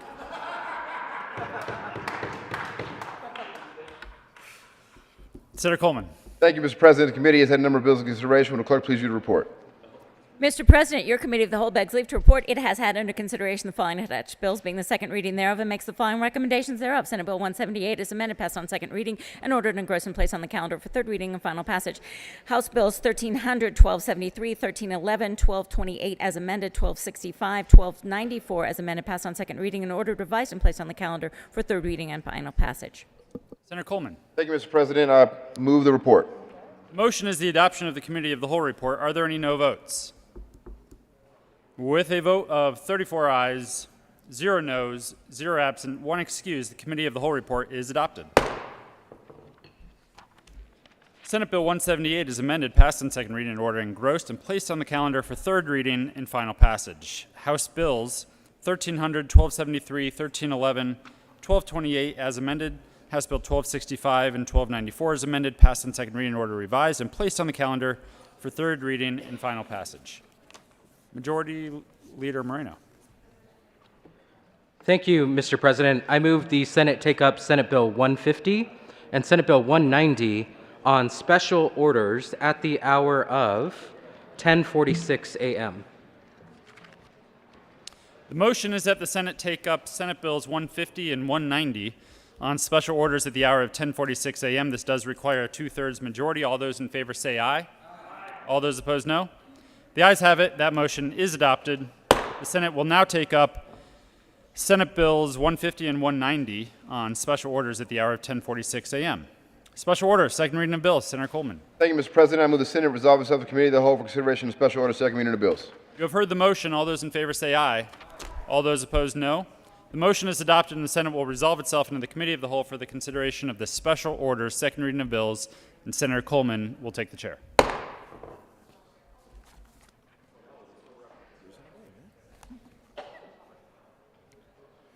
Committee will come to order, and the code rule is relaxed for everybody up in here. Would the clerk please read the title to Senate Bill 150? Senate Bill 150 by Senator Danielson, Representative Duran, and Herod concerning responding to the missing Indigenous persons crisis and in connection therewith establishing the offices of liaison for missing and murdered Indigenous relatives. Senator Danielson. Thank you, Mr. Chair. I move Senate Bill 150 and the Appropriations Report and the Judiciary Report. Thank you. To the Judiciary Committee report, Senator Danielson. Thank you, Mr. Chair. We did some good work in Judiciary, and I urge the adoption of the report.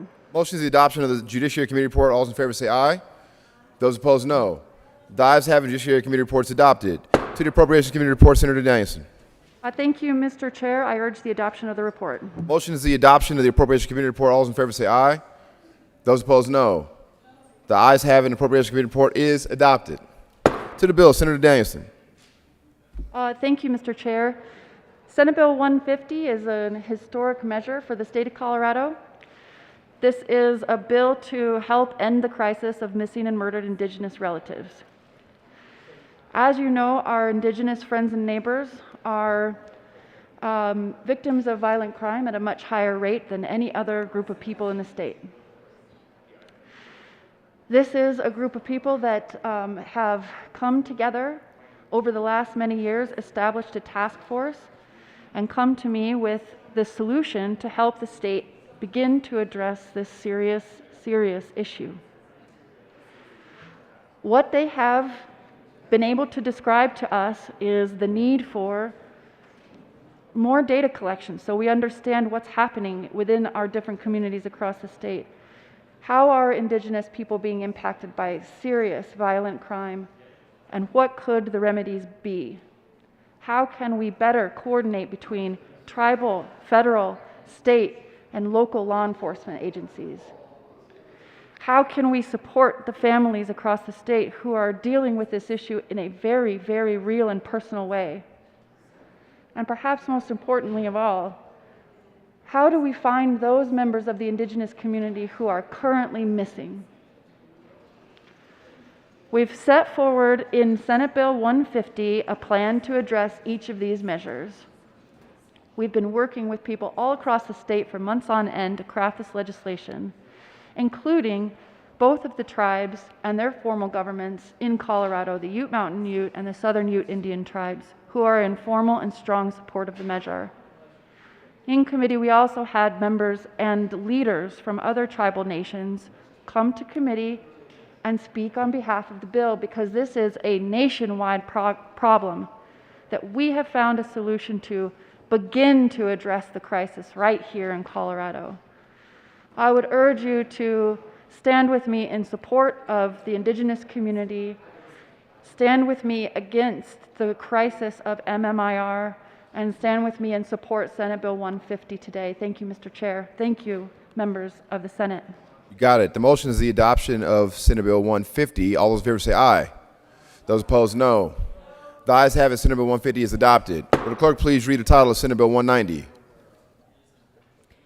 Senate Bill 190, Senator Danielson, concerning the creation of a United States Space Force special license plate.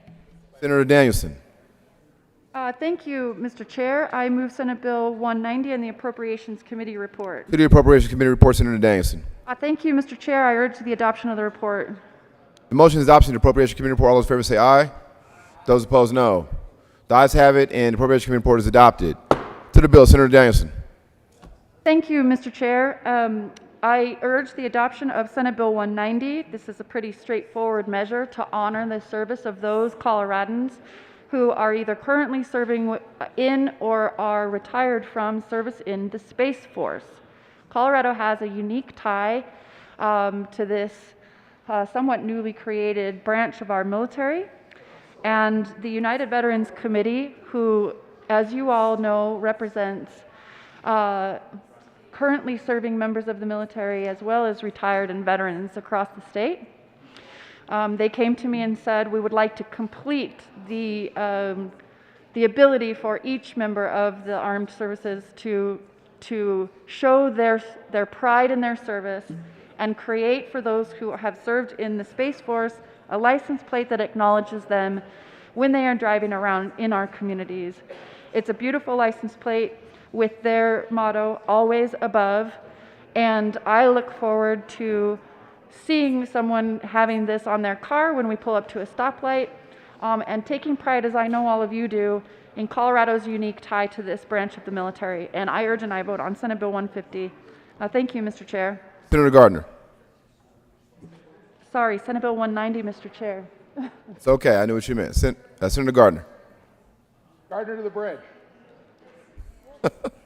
Thank you, Mr. Chair. I appreciate this bill. Indeed, I asked for a late bill last year for just exactly this bill. Although I would have done one thing differently, and I don't know if it's necessary to have an amendment or not, but the only way one can get this license plate is if you actually have served in Space Force or a veteran of Space Force. And those of us who were in the Air Force before days of the Space Force, who served in what were now components of the Space Force, are not grandfathered, and grandfathered is probably the appropriate term for this. So I am a bit disappointed that I'll not be able to go and get a Space Force license plate for my car because I served in the United States Air Force as a missile launch officer, which is part of Space Force. But I will be an eye on the bill. Senator Bridges.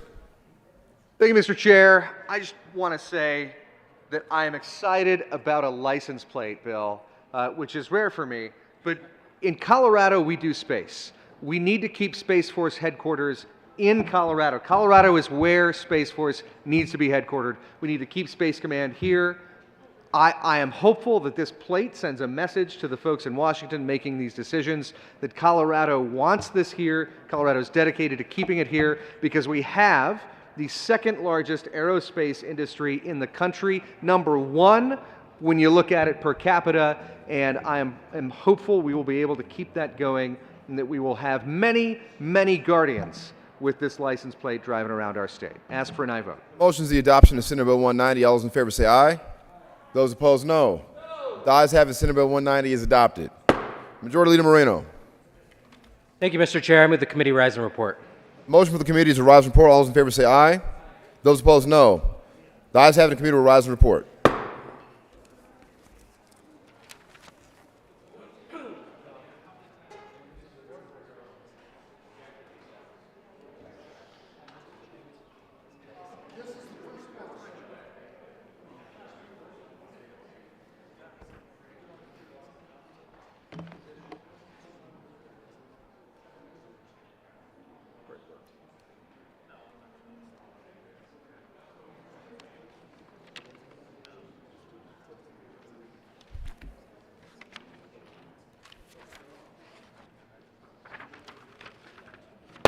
The Senate will come to order. Senator Coleman.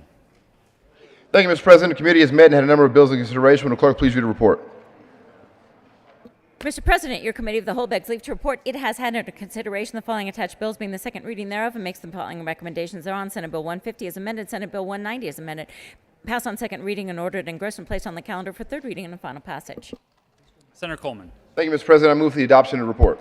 Motion is the adoption of the committee of the whole report. Are there any no votes? With a vote of 34 ayes, 0 noes, 0 absent, 1 excused, the committee of the whole report is adopted. Senate Bill 150 is amended. Senate Bill 190 is amended. Passed on second reading and ordered engrossed and placed on the calendar for third reading and final passage. Change in sponsorship.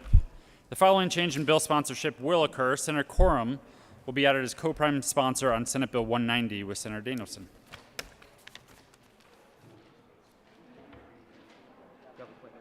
Governor's appointments.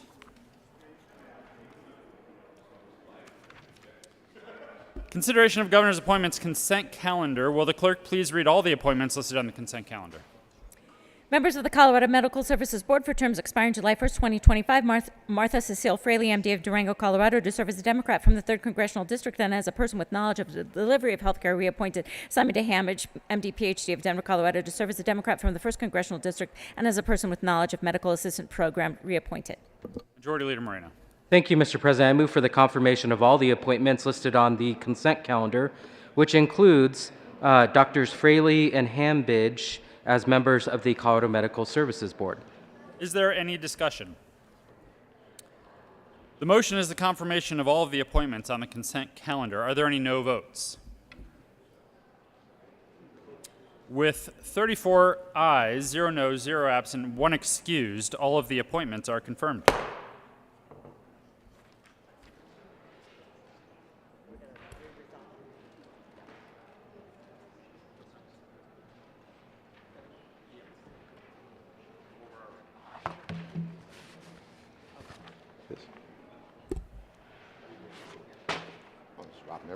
Senator Coleman.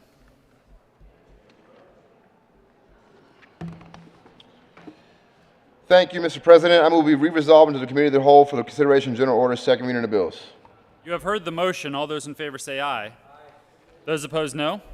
The ayes have it, and the Senate will re-resolve into the committee of the whole for consideration of general orders, second reading of bills, and Senator Coleman will take the chair.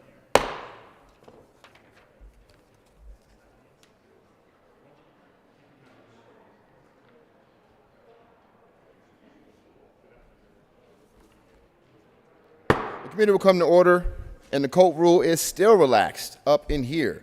Will the clerk please read the title to Senate Bill 154? Senate Bill 154, Senator Danielson, Representative McCormick and Young, concerning increasing safety in assisted living residences. Senator Danielson. Thank you, Mr. Chair. I move Senate Bill 154 and the committee reports. To the Health and Human Service Committee reports. Thank you, Mr. Chair. In Health and Human Services, we did actually quite a lot of work. We addressed some of the concerns of the industry, some of the concerns of the department, some of the concerns of the other stakeholders weighing in on the bill, and I urge the adoption of the report. Motion is adoption of Health and Human Service Committee report. All those in favor say aye. Aye. Those opposed, no. The ayes have it, and the Health and Human Service Committee report is adopted. Appropriation Committee report, Senator Danielson. Thank you, Mr. Chair. I urge the adoption of the report. Motion is the adoption of the Appropriation Committee report. All those in favor say aye. Aye. Opposed, no. The ayes have it. The Appropriation Committee report is adopted. To the bill, Senator Danielson. Thank you, Mr. Chair. I urge the adoption of Senate Bill 154. Motion is the adoption of Senate Bill 154. All those in favor say aye. Very nice. Senator Gardner. Thank you, Mr. Chair. I believe that this bill seems to be going through the process rather quickly and needs some detailed consideration. Having taken a break just a few moments ago, I'm prepared to sit here and listen to this bill in detail, and therefore I request that this bill be read at length. The motion is for the bill to be read at length, and will the clerk please read Senate Bill 154 at length?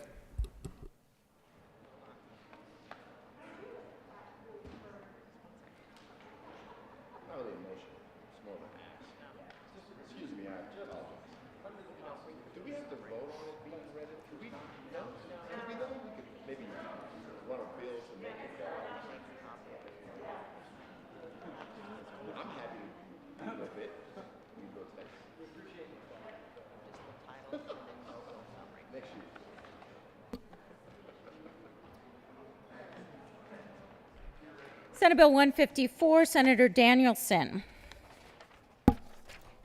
concerning increasing safety in assisted living residences. Be it enacted by the General Assembly of the State of Colorado, Section 1 in Colorado Revised Statutes, add 2527-104.3 as follows. 2527-104.3, involuntary discharge, notice, grievance process, appeal, hearing, definition 1A1, except as provided in subsection 1C of this section. An assisted living residence shall provide written notice of any involuntary discharge of a resident at least 30 calendar days in advance of the discharge to A, the president, B, the president's legal representatives, and C, any relative or other person listed as a contact person for the resident or designated to receive notice of a discharge. Within 5 days after providing written notice to the resident, the resident shall send the discharge notice to the state long-term care ombudsman and the local ombudsman.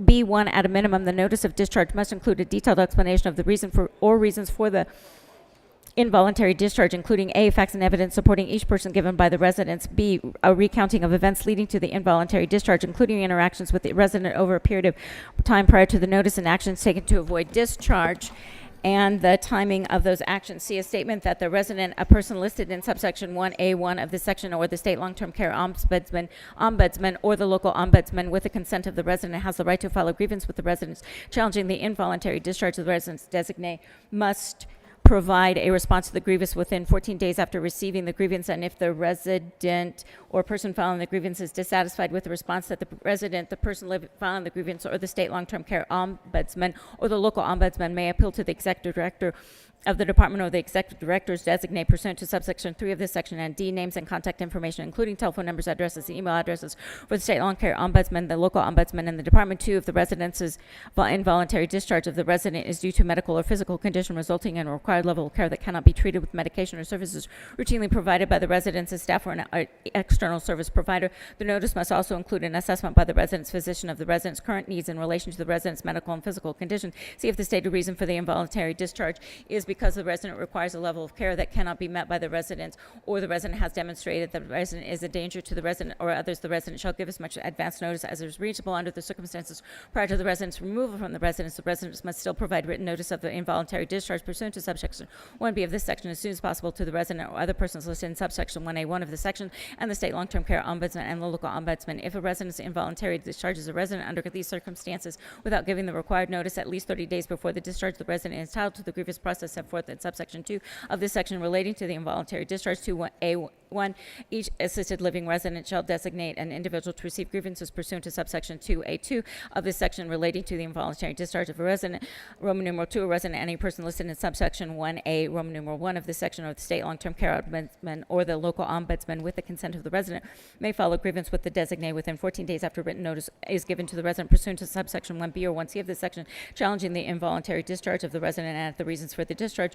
Roman numeral 3, a person filing a grievance shall submit the grievance writing, cause it to be written or stated orally to the designee, with the resident providing some evidence of the oral submission of the grievance or a witness attesting to the oral submission be no later than 14 days after a grievance has been submitted. Pursuant to subsection 2A of the section, the designee shall provide a written response to the grievance to the resident. The persons listed in subsection 1A1 of this section and the state long-term care ombudsman and the local ombudsman, the designee's written response must be accompanied by an oral explanation to the resident or person filing the grievance, and appropriate because of the mental or physical condition of the resident or person filing the grievance. See the state long-term care ombudsman or the local ombudsman may provide assistance to a resident or person filing a grievance, investigating, preparing, and filing the grievance pursuant to the subsection 2, or investigating, preparing, and filing an appeal of the designated response to the grievance pursuant to subsection 3 of the section 3 of the resident or person filing the grievance. Is it satisfied with the designated written response, the resident or person filing the grievance may appeal it to the Department of Review of the designated response to the grievance by filing the same grievance, the original notice and supporting documentation given the resident pursuant to subsection 1B or 1C of this section, and the designated written response pursuant to subsection 2B of this section, including supporting documentation,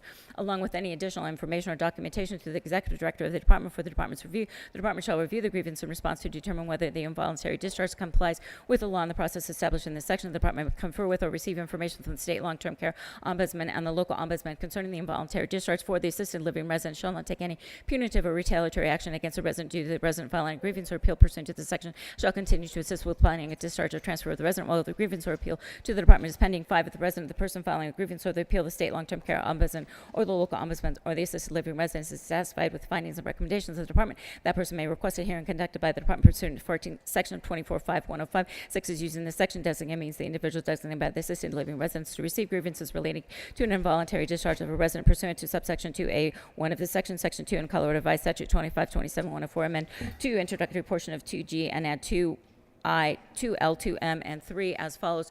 2527-104 minimum standards for assisted living residences. Rules 2, state board rules promulgated pursuant to subsection 1 of this section must include at a minimum rules requiring the following. G, that the administrator and staff of a residence 1A meet minimum educational training and experience standards established by the state board. B, the state board's minimum educational training and experience standards for residence administrators established pursuant to subsection 2G 1A of the section must require at a minimum that on and after January 1st, 2024, each administrator, regardless of hire date, meets or exceeds the minimum educational training and experience standards set forth in the subsection 3 of the section.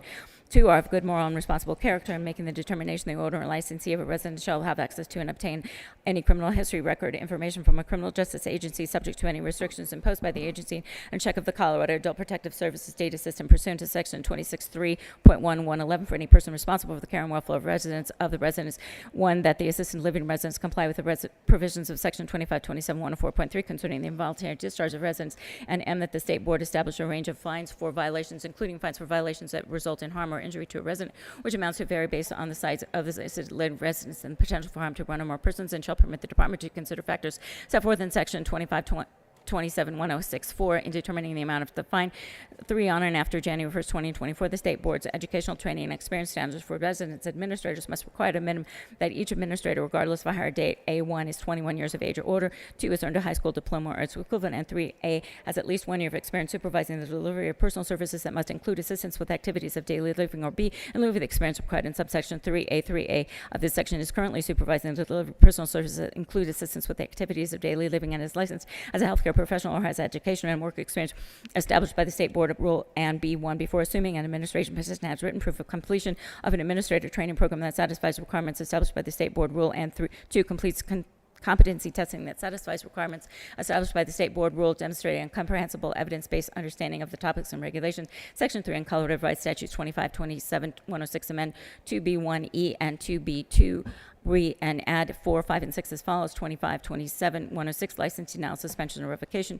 2B1, the department may impose intermediate restrictions or conditions on a license that may include at least one of the following. E, pay a civil fine pursuant to subsection 4 in the section. 2B, if the department imposes an intermediate restriction or condition that is a result of a life-threatening situation or is due to serious injury or harm to a resident, the department shall notify the licensee in writing by telephone or in person during an on-site visit. The licensee shall implement the restriction or condition immediately upon receiving notice of the restriction or condition. If the department provides notice of a restriction or condition by telephone or in person, the department shall send written confirmation of the restriction or condition of the licensee within 2 business days. 4A1, notwithstanding the department's discretion pursuant to subsection 2B1 of this section, the department shall impose a fine in an amount per violation that is calculated to deter further violations for any violation resulting in actual harm or injury to a resident consistent with state board rules pursuant to subsection 2527-104.2. The amount of the fine may vary depending on the size of the residence, the potential for harm or injury to one or more residents, and whether there is a pattern or potential of actual harm or injury to residents. 2, in determining the amount of a fine consistent with state board rules, the department may consider A, the history or harm or injury at the residence, B, the number of injuries to residents for which the cause of injury is unknown, C, the adequacy of the residence occurrence investigations and reporting,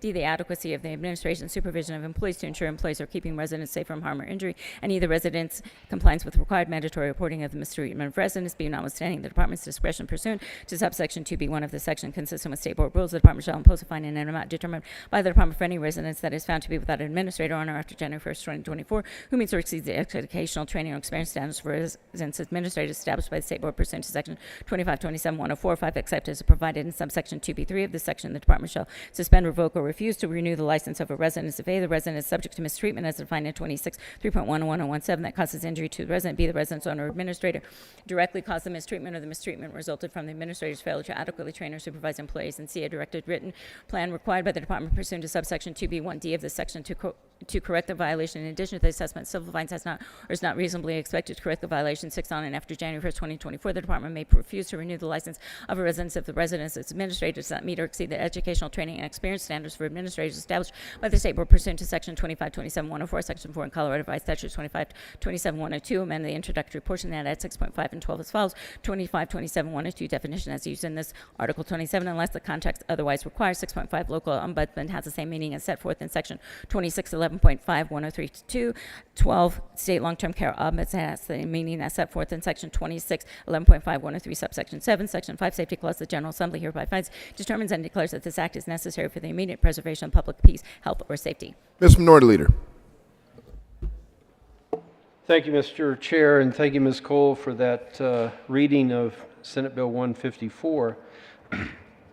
It's important now, working from the introduced version of Senate Bill 154, that we understand what the committee has already considered, and that would be the 2 committee reports. First, from Health and Human Services. For those watching or listening online, you can find those at the General Assembly website under the Senate Bill 154 page. And then by looking at the menu committees, you'll see the votes cast in committees, and then you would also be able to download the amendments that were considered. The committee reports that we adopt are a collection of the amendments that were approved by the committees. First, the Health and Human Services Committee. So since we've had the bill read at length, we start with Senate Bill 154 as introduced, and then the Health and Human Services Committee amended what Ms. Cole has read to us here on line 1 of the committee report. Amend printed bill, page 4, line 2, strike resident and substitute resident or. So it's important, if you want to put that in context, that you go to page 4 of the bill, line 2. And currently that would read, as Ms. Cole has already read, C, a statement that the resident, comma, a person listed in subsection, and the committee report, the amendment, strikes the word resident and inserts resident or. Now on line 3 of the committee report, page 4, lines 3 and 4, we would be amending, the committee amended the bill by striking the words section or the state long-term care ombudsman or the local ombudsman. So I think that's important. It would have included both of them, but the amendment strikes both with the consent of the and substitute section. So if you're following along in the bill, you'd want to go to page 4, lines 3 and 4, and note that those words are stricken from the bill, and substitute those words, those lines with the word section. Then on line 6 of the committee report, page 4, line 5, strike resident. So this starts to get confusing, but if you have the introduced version of the bill and the committee report, you can start to put all these puzzle pieces together. Page 1, line 7 of the committee report says, page 4, line 6 of the bill, strike discharge and substitute discharge within 14 days after the written notice. Then on line 9 of the committee report, page 4, line 8 of the bill, strike the word 14 and substitute 5 business. So let's just make sure we've got that in context. Page 4 of the introduced version of the bill, line 8, we strike the word 14, and right now it reads 14 days after receiving the grievance and, comma, if the resident, but that would strike 14, so it would, and substitute with 5 business. So now page 4, line 8 would read, with the adoption of the committee report, 5 business days after receiving the grievance, comma, and if the resident or person filing the grievance. So that's an important change to understand. Next on lines 10 and 11 of the committee report, page 4, strike lines 10 and 11 and substitute that the resident or person filing the grievance may appeal. Then on line 12 and 13 of the committee report, it says page 4, line 24. We're still on page 4 of the introduced bill. After physician, and right now it reads assessment by the resident's physician. After physician, insert or applicable health care or behavioral health provider. So expanding that application beyond just physician. On line 14 of the committee report, it refers to page 4, line 27. Lots of changes to page 4, but page 4, line 27, after the word discharge, insert, quote, of a resident without 30 days notice. So if we look at page 4, line 27, it says right now, if the stated reason for the involuntary discharge is, and now it would say, if the stated reason for the voluntary discharge of a resident without 30 days notice is. So that's probably a good change. Line 16 of the committee report finally refers to page 5, and that takes us to line 10. And it proposes, or since it's been adopted, the committee report strikes the words, if a residence. So let's put that in context. Page 5, line 10. Care ombudsman and the local ombudsman, if a residence, and we strike if a residence. So after that, the committee report says, page 5, strike lines 11 through 15. So we need to understand that. If residents, and then a line 15, 11 through 15 say, involuntarily discharges a resident under these circumstances without giving the required notice at least 30 days before the discharge, the resident is entitled to the grievance process set forth in subsections 2 of this section. And that would be subsection 2 of this section 1, which can be found on page 3 of the bill, relating to the involuntary discharge. So we're striking those words, page 5, lines 11 through 15, and substitute, notwithstanding the resident's involuntary discharge from the residence pursuant to this subsection 1C of section 1, the resident may file a grievance relating to the involuntary discharge within 14 days after the resident's receipt of the written notice of involuntary discharge, required pursuant to subsection 1B of this section. Now we're finally on page 2 of that first committee report, and we go to line 4. It refers us to page 5, lines 20 through 22. So let's read that. Line 22, a resident, any person, let me make sure I get the right ones here. I don't want to get away from this committee report because it's important here. A resident, any person listed in subsection 1A, Roman numeral I, 1, of this section, or the state long-term care ombudsman or the local ombudsman, we heard about them earlier, with the consent of the resident, may file a grievance with the designee within 14 days after written notice is given to the resident pursuant to subsection 1B or 1C of this section, challenging the involuntary discharge of the resident and the reasons for the discharge. So if we go back to the committee report in page 5, or line 5, now we have 2. We would insert a resident or any person listed in subsections 1A, Roman numeral I, Roman numeral 1, of this section may file a. Then line 7 of the committee report, this is Health and Human Services, refers to page 5, line 27. And it says strike a person, and the sentence starts with that, striking that, and substitute a resident or a person listed in subsection 1A, Roman numeral 1 of this section. So now that sentence would say a person, strike a person, a resident or a person listed in subsection 1A1 of this section, filing a grievance shall submit the grievance in writing. Okay, I think I've got that.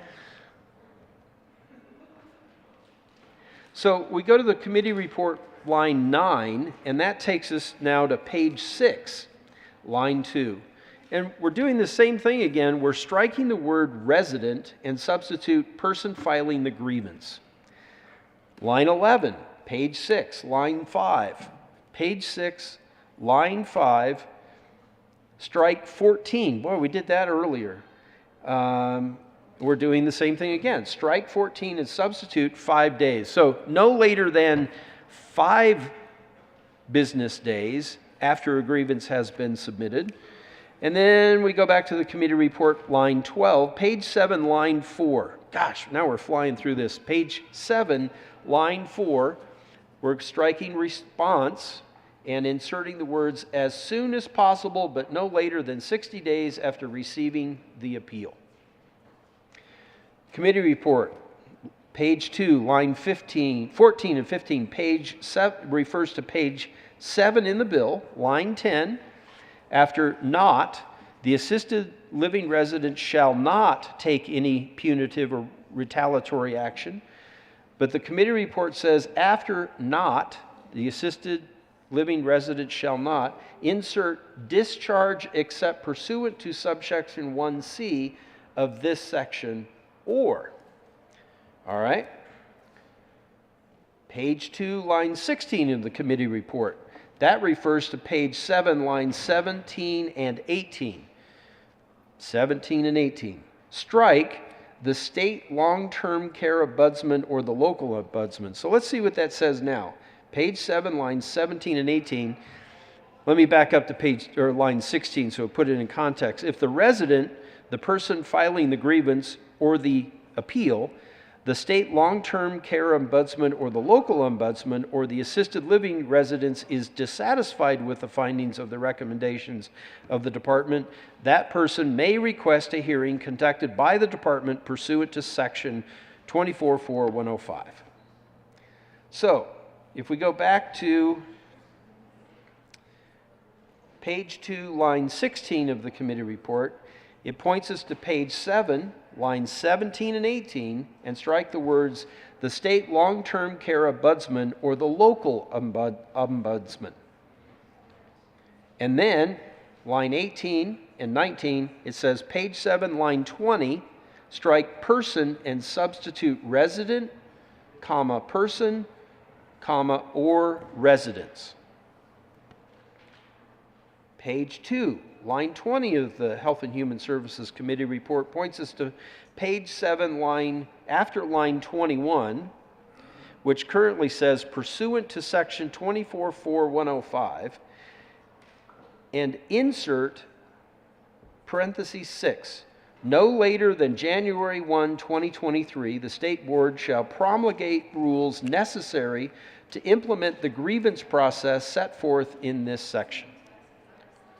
Line 24 of page 2 of the Health and Human Services Committee report, renumber succeeding subsection accordingly. We see that a lot when things are added into a bill.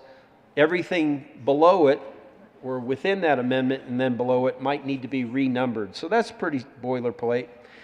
Line 25 of page 2 refers us to page 7, line 27, 2, 1, 2, lowercase m, and 3, and substitute 2 parentheses 1. Oh.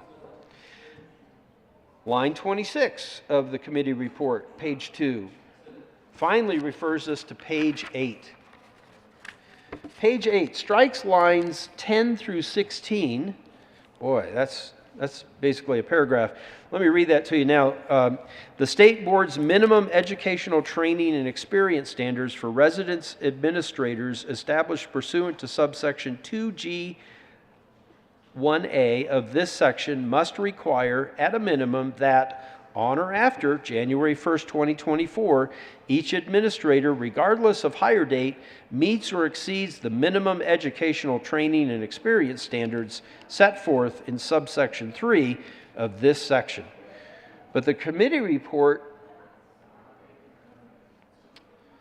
page 8, lines 10 through 16, strikes that language and substitutes B, on or after January 1st, 2024, the State Board's minimum standards for administrators must require at a minimum that each administrator, regardless of the administrator's hire date, have at least 1 year experience supervising the delivery of personal care services that includes activities of daily living or has attained the education or experience established by the State Board in lieu of that supervisory experience.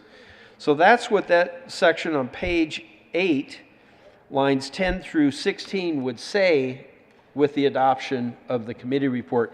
So tomorrow, you'll be able to download the next version of this bill. It won't say introduced at the top, but it'll have a little stamp on the side. For those watching, listening online, it'll have a little stamp there, amended Senate second reading, and all of these changes will be included in that next version. But it's important that we understand what's been adopted to the bill, so I'll continue on the Health and Human Services Committee report, page 3, lines 1 through 5. Let me make sure I get this right. This is a continuation on the language that is substituted.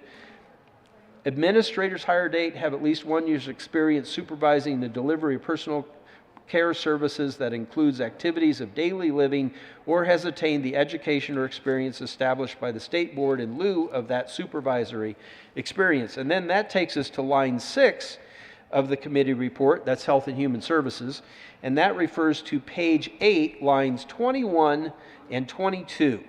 So page 8, lines 21 and 22, right now, it says, the agency and check of the Colorado Adult Protective Services data system pursuant to sections 26.3.1-111 for any person. So this committee report would strike that. Make sure I've got it right here. 21 and 22. And strike agency and a check of the Colorado Adult Protective Services data system pursuant to section 26.3.1-111 and substitute, strike all those words and just substitute agency. Pretty clear. Then we're on to line 9, page 3 of the committee report, and that refers us to page 8, line 23, where it says strike residents and substitute residents and shall obtain a check of the Colorado Adult Protective Services data system pursuant to section 26.3.1-111 for any person who is an employee of the residence, as defined in section 26.3.1-111, parentheses 2, who will provide direct care to residents. Now we're on to line 14 of page 3 of the Health and Human Services Committee report. That takes us to page 8. Strike lines 26 and 27 and substitute discharge of residents. So let's just make sure we understand what 26 and 27 currently say. Well, we're replacing it with the words discharge of residents, and right now it says discharge of residents and M, that the state board establish a range of fines for. So we're striking those two lines and substituting just discharge of residents. Line 15 of the Health and Human Services Committee report. This is a big one. Sometimes it's a surprise because you get very few words that do a lot. Page 3 of the Health and Human Services Committee report, line 15, it just says strike page 9. Everything that Ms. Cole read on page 9, that's gone. Page 10, strike lines 1 through 3. Line 17 of the Health and Human Services Committee report, page 3. Line 17, page 10, line 5, strike 2B, parentheses 2B, and substitute 2B2. Line 18, page 10, strike line 9, or excuse me, page 10, line 9, strike the word fine and substitute fine, period. Now we're getting to line 19, page 3 of the Health and Human Services Committee report. Starting on page 10, strike line 10 and substitute the state, or we're striking out the word calendar year, and then the state board shall not cap the amount of fines that may be imposed on a licensee in a calendar year. Page 3 of the committee report takes us, line 22, takes us to page 10 of the introduced version of the bill, and it says strike line 11 and substitute Roman numeral 2A. If the department imposes an immediate restriction or condition that is not a result of a life-threatening situation or due to serious injury or harm to a resident, the licensee shall receive written notice of the restriction or condition. No later than 10 days after the date the notice is received from the department, the licensee shall submit a written plan that includes the time frame for completing the plan and addresses the restriction or condition specified. And then on line 30, page 3 of the committee report, also new language, parentheses, capital B, if the department imposes an intermediate restriction or, and then we would pick it up with, I think, line 12 of page 10, condition that is a result of a life-threatening situation or is due to serious injury or harm to a resident. Line 31 and 32 of page 3 of the committee report says page 10, line 21, still on page 10, line 21, strike section and substitute section concerning the imposition of intermediate restrictions or conditions on a licensee. Page 4, line 2, says page 10, lines 24 and 25, that's page 10 of the introduced bill, page 20, lines 24 and 25, strike consistent with the state board rules pursuant to section 25, 27, 104, parentheses 2, the, and substitute the. Page 4 of the Health and Human Services Committee report, line 4, page 11. Now we're on to page 11 of the introduced bill. Lines 2 and 3, we're going to strike consistent with state board rules. Then on page 11, lines 15 and 16, we're going to do that again, strike consistent with state board rules. Lines 6 through 8 of page 4 of the Health and Human Services Committee report says page 12, that's page 12 of the introduced bill, that's the last page of the bill, strike lines 10 through 12 and substitute, quote, administrator does not meet the requirements established by the state board pursuant to section 2527-104 2G1B. And that's the end of the Health and Human Services Committee report, which we did adopt earlier, and then it takes us to the Appropriations Committee report. Now, in the General Assembly here, the Appropriations Committee, that committee specifically appropriates state dollars to bills that require funding. That's different from the Finance Committee that might consider the financial aspects of the proposed policy. They don't allocate dollars, appropriate dollars. That's what the Appropriations Committee does. So when we look at the Appropriations Committee report, we see that after consideration of the merits, the committee recommended the following: that this bill, Senate Bill 154, be amended as follows, and as so amended, be referred to the Committee of the Whole. That's what we're doing right now. We're meeting as the Senate Committee of the Whole with a favorable recommendation. I don't agree with that last part, but that's what the majority of the Appropriations Committee supported. But we look at lines 1 and 2. It says, amend the Health and Human Services Committee report dated April 4th, 2022, page 2, after line 11. So that's this committee report from Health and Human Services, April 4th, 2022. It says, amend this committee report, page 2, after line 11. So we go back to page 2, line 11 that I've already covered, and line 11 says, page 6, line 5, strike 14 and substitute 5 business days.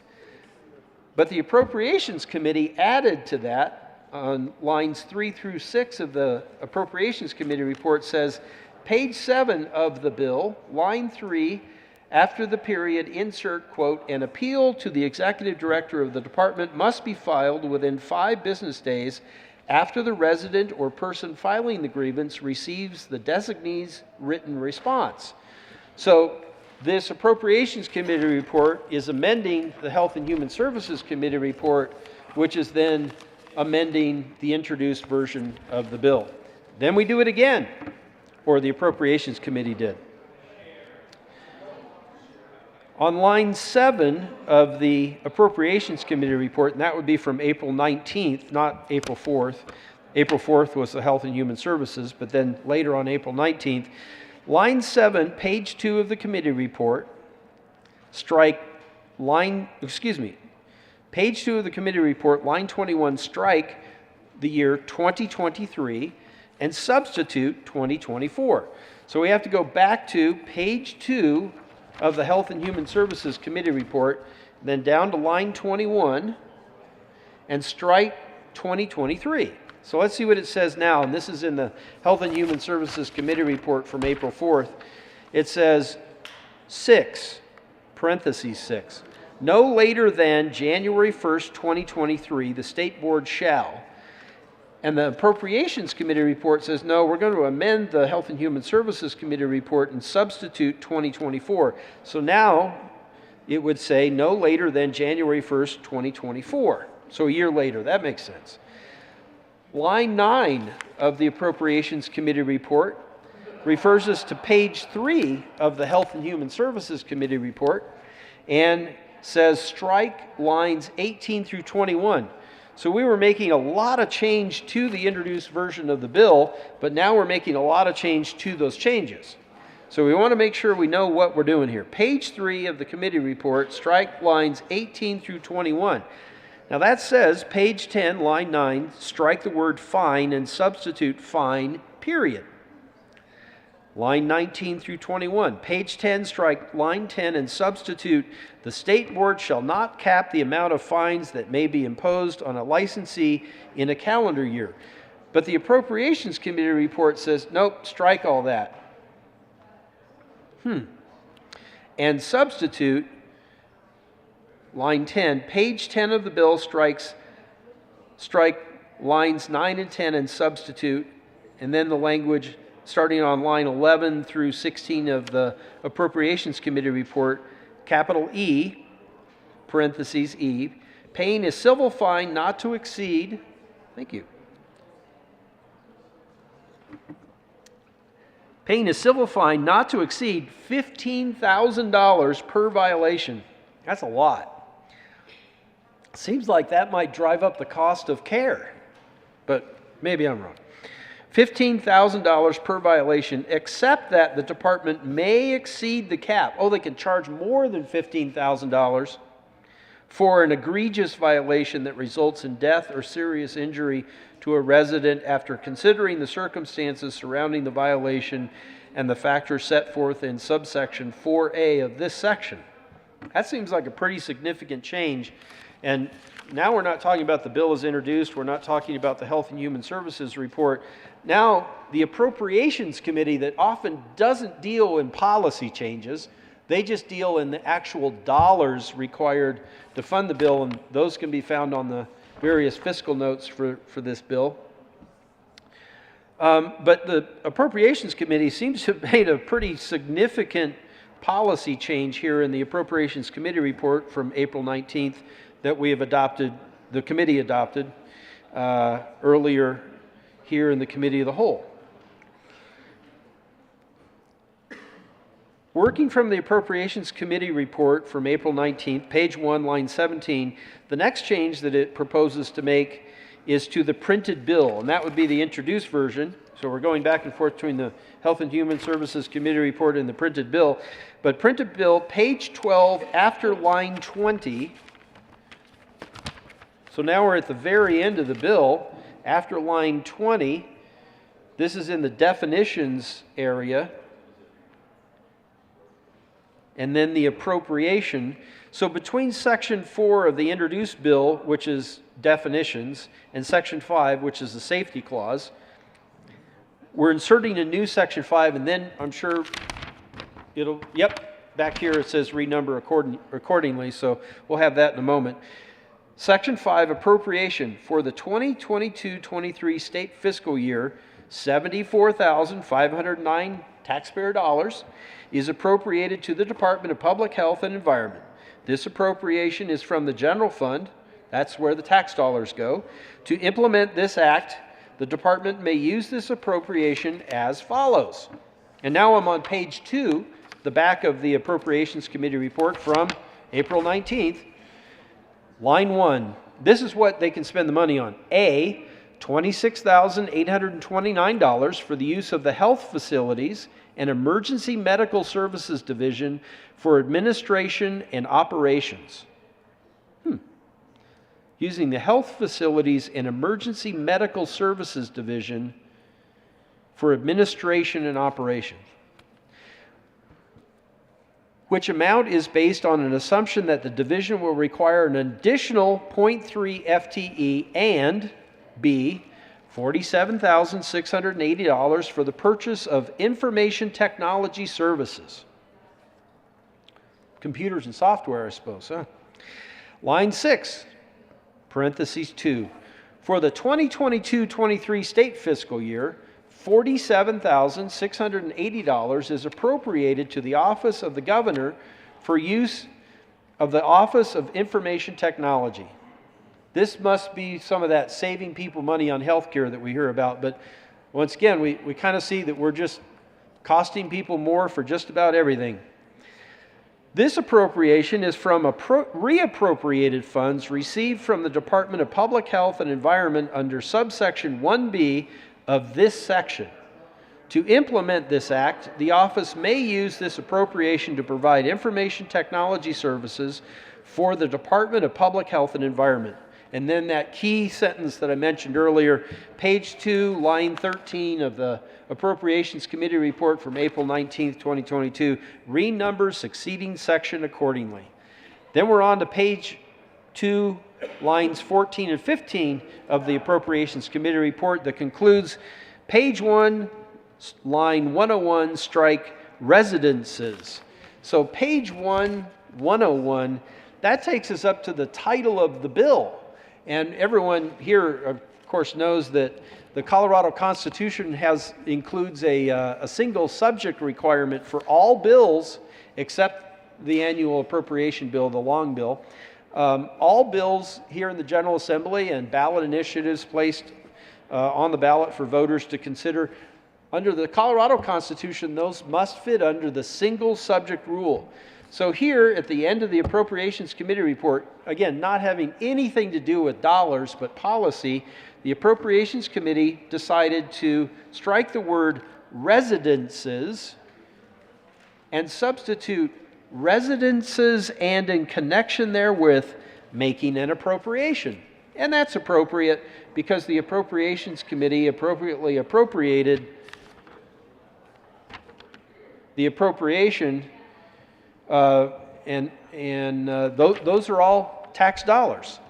So that's a review of all of the changes that were made by the committee reports, and the committee reports again are made up by amendments adopted by at least a simple majority of the various committees. That would be the Health and Human Services Committee back on April 4th and the Appropriations Committee on April 19th. Then what will happen tomorrow, should the bill pass second reading today, is we'll probably receive a new fiscal note that will explain how all of these changes in the two committee reports affect the dollars that would be required to make Senate Bill 154 work. And I hope that that was informative and helpful. Hopefully everybody has a better understanding of the amended bill. And with that, Mr. Chairman, I will step aside and let my good friend take over. Thank you, Mr. Chair. I snuck behind you, Minority Leader. Senator Kirkmeyer, please. Thank you, Madam Chair.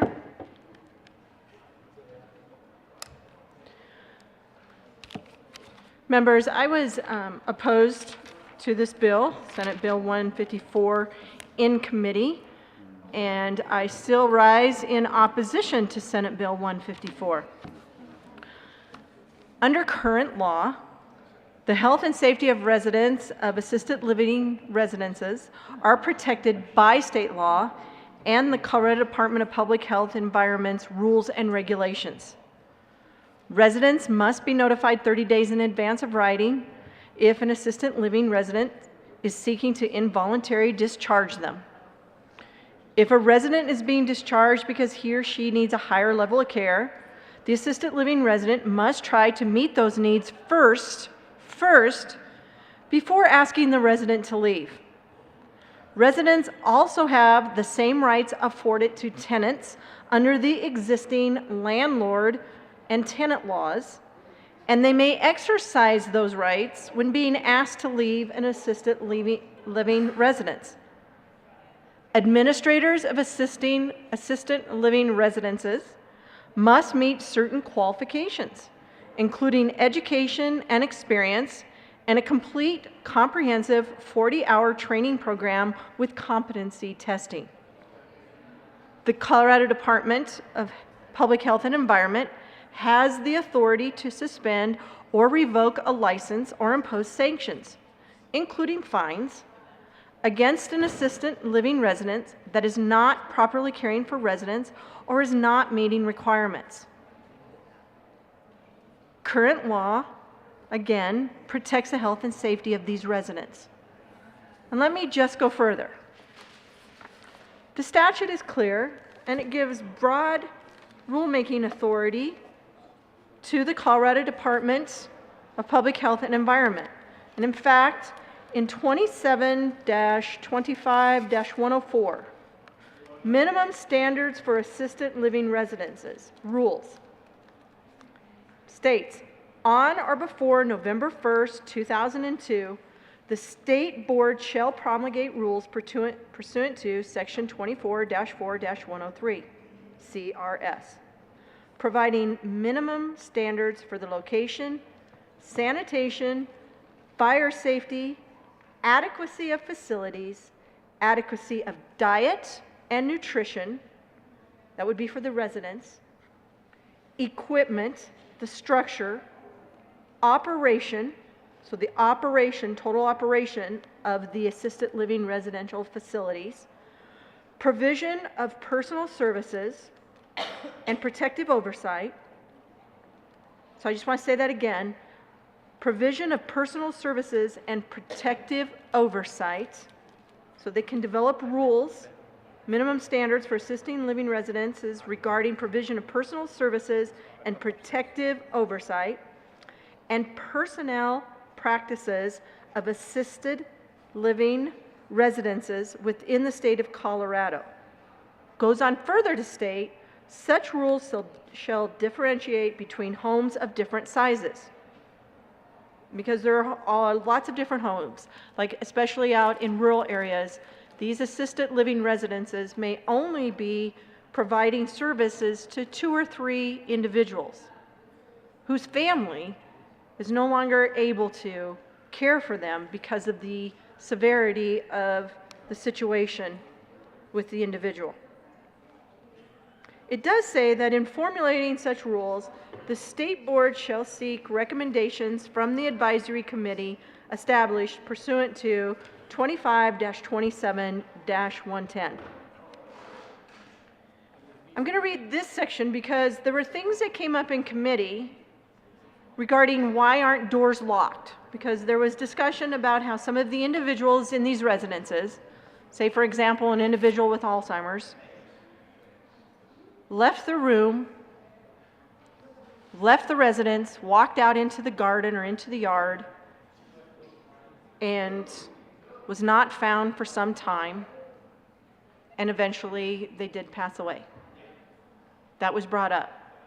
So we had a lot of discussion and a lot of comment around why the assisted living residential facility did not lock the doors so that the individuals could not get out. So this is why this part of the law is extremely important. The rules promulgated by the state board pursuant to subsection 1 of this section shall include, as a minimum, provisions requiring the following: compliance with all applicable zoning, housing, fire, sanitary, and other codes and ordinances of the city and county, or the county where the residence is situated, to the extent that such codes and ordinances are consistent with the federal Fair Housing Amendments of 1988. Now, the reason I mention this is because, again, we had a lot of discussion about why weren't doors locked, so that residences of these facilities would not be able to wander about and get out of the facility. Well, it would be because of this section of law, where they have to be in compliance with the fire code. And depending on which fire code has been adopted by the city and county, or county, where the residence is situated, in all likelihood, the fire code probably does not allow for the doors to be locked.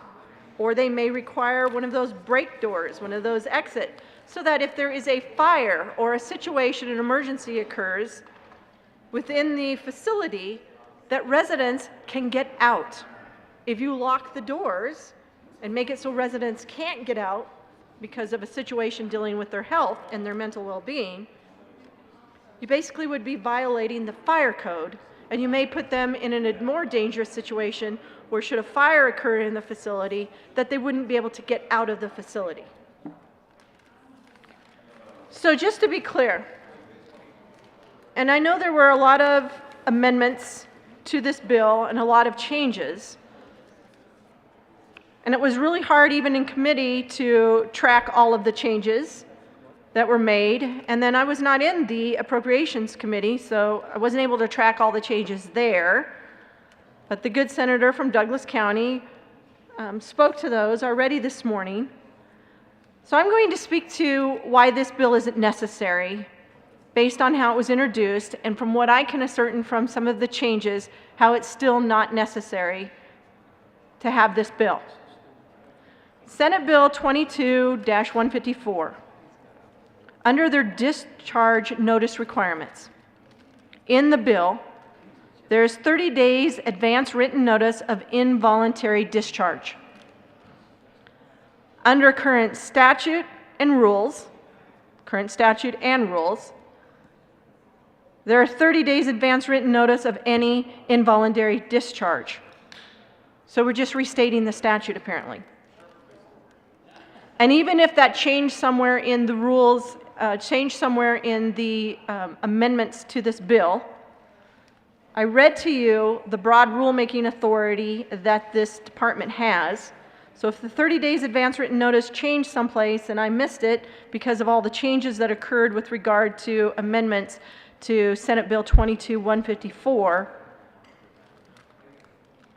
the board could already address this within rulemaking if there were changes that were made. So the statute is not necessary. The next portion, notice within 5 calendar days to the ombudsman.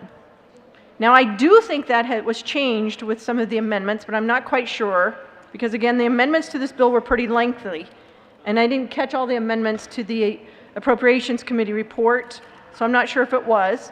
But already, so again, in the bill there was supposed to be notice within 5 calendar days to the ombudsman. In current statute or rules, notice within 5 calendar days to the ombudsman. Now if things were changed in the amendment, they could simply be fixed by changing the rules. Because again, there's broad rulemaking authority. Next, under the discharge notice requirements areas, notice must include detailed information and a physician assessment if a resident needs a higher level of care. What's already in current statute and rule is prior to discharge because of increased care needs, the assisted living residential facility shall make documented efforts to meet the needs through other means.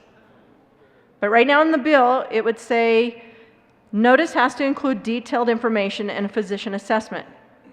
Again, this is something that could be handled in rules that the state board could put in place requiring that notice must include detailed information and a physician assessment if residents need higher level of care. So that is already happening prior to discharge. But again, if we didn't feel it was fully covered in rulemaking, the State Board of Health certainly would have the opportunity, and if there was such extensive stakeholder information done, process done, I'm kind of wondering why the State Board and the State Department of Public Health and Environment didn't take this up in a rule. Or else maybe they felt it was covered in the rules. So it's not necessary to duplicate it in state law again. All right, next section. Another portion that's in the bill with regard to discharge notice requirements. If the resident needs a higher level of care or is in danger to theirself or to others, which was largely the case in testimony that we received within the hearing in the committee.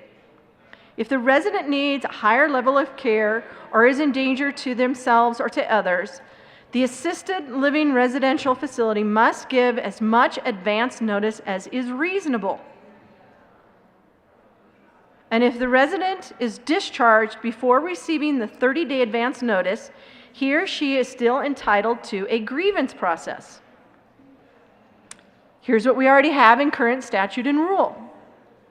In cases of imminent physical harm to or by the resident or medical emergency, the assisted living residential facility must notify the legal representative as soon as possible. So we already have in current rule 30 days advance written notice of any involuntary discharge. We already have in current rule notice within 5 calendar days to the ombudsman. We already have in current rule prior to any discharge because of increased care needs, the assisted living residential facility must make documented efforts to meet needs through other means. We already have in current rule in case of imminent physical harm to or by the resident or medical emergency, that the assisted living residential facility must notify the legal representative as soon as possible. So again, if it's not covered in current rule, and if there was such extensive stakeholder process, which again, there is in current rule stuff about grievance process, but if a resident is discharged before receiving the 30-day advance notice, which they're not supposed to be able to do, unless I guess it's in case of imminent physical harm, they're still entitled to a grievance process. And the grievance process is in rule as well. So changes could be made to the grievance process by rule. Next.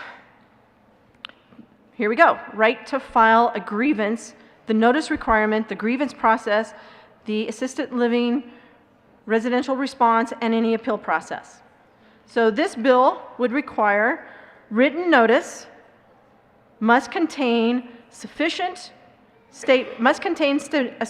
informing the resident that he or she may file a grievance challenging the involuntary discharge.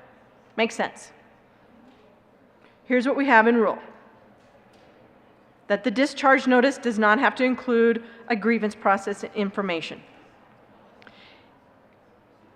The rule could be changed. The Department of Public Health has broad rulemaking authority, and if this came up in the stakeholder process, we were having a hard time understanding in committee why the state board wasn't asked to simply change the rule so that any written notice would contain a statement informing the resident that he or she may file a grievance challenging the involuntary discharge. Why wait? Why not just go have it changed? My point is, on top of that, is that requiring written notice and that the statement, which is already there, and that the statement inform the resident that they may file a grievance challenging an involuntary discharge. Why don't we just go have that put into the rules? It can be done. We don't need to wait for a bill to be passed. In fact, we don't need the bill to be able to have the rule changed to include that.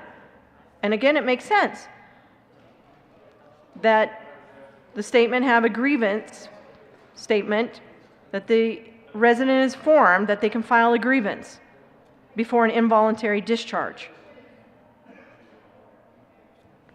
Of course, that may get into the problem of where we're trying to figure out in the rules, in cases of imminent physical harm to or by the resident, which seemed to be mostly the case of what we heard in committee, or if there was a medical emergency, then I guess the assisted living residents would have to wait or make sure that there's a written notice and that the individual could file a grievance.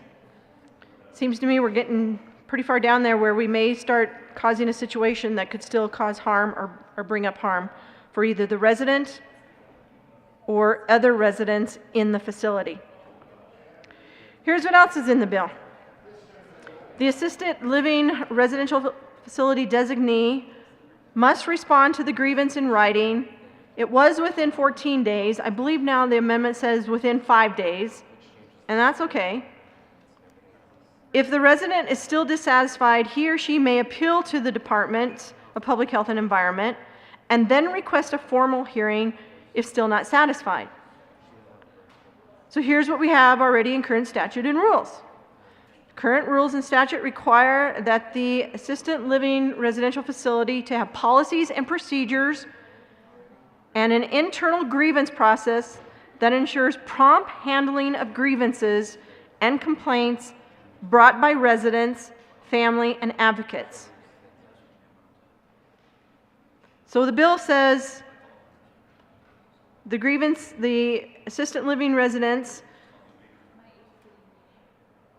must respond to the grievance within 5 days, and then the resident could go and appeal to the Colorado Department of Public Health and Environment, then request a formal hearing if still not satisfied.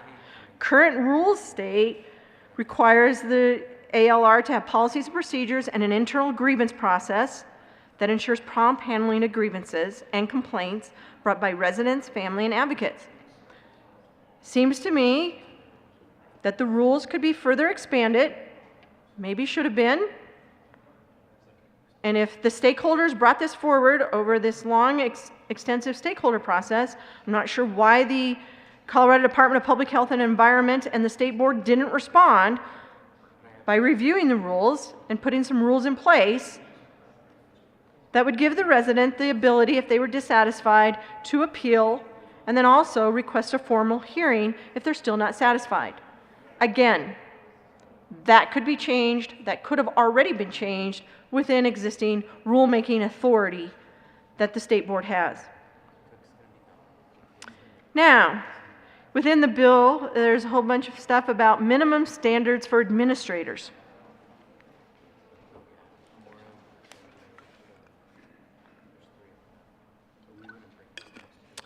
And the bill sets forth minimum education, training, and experience standards for administrators.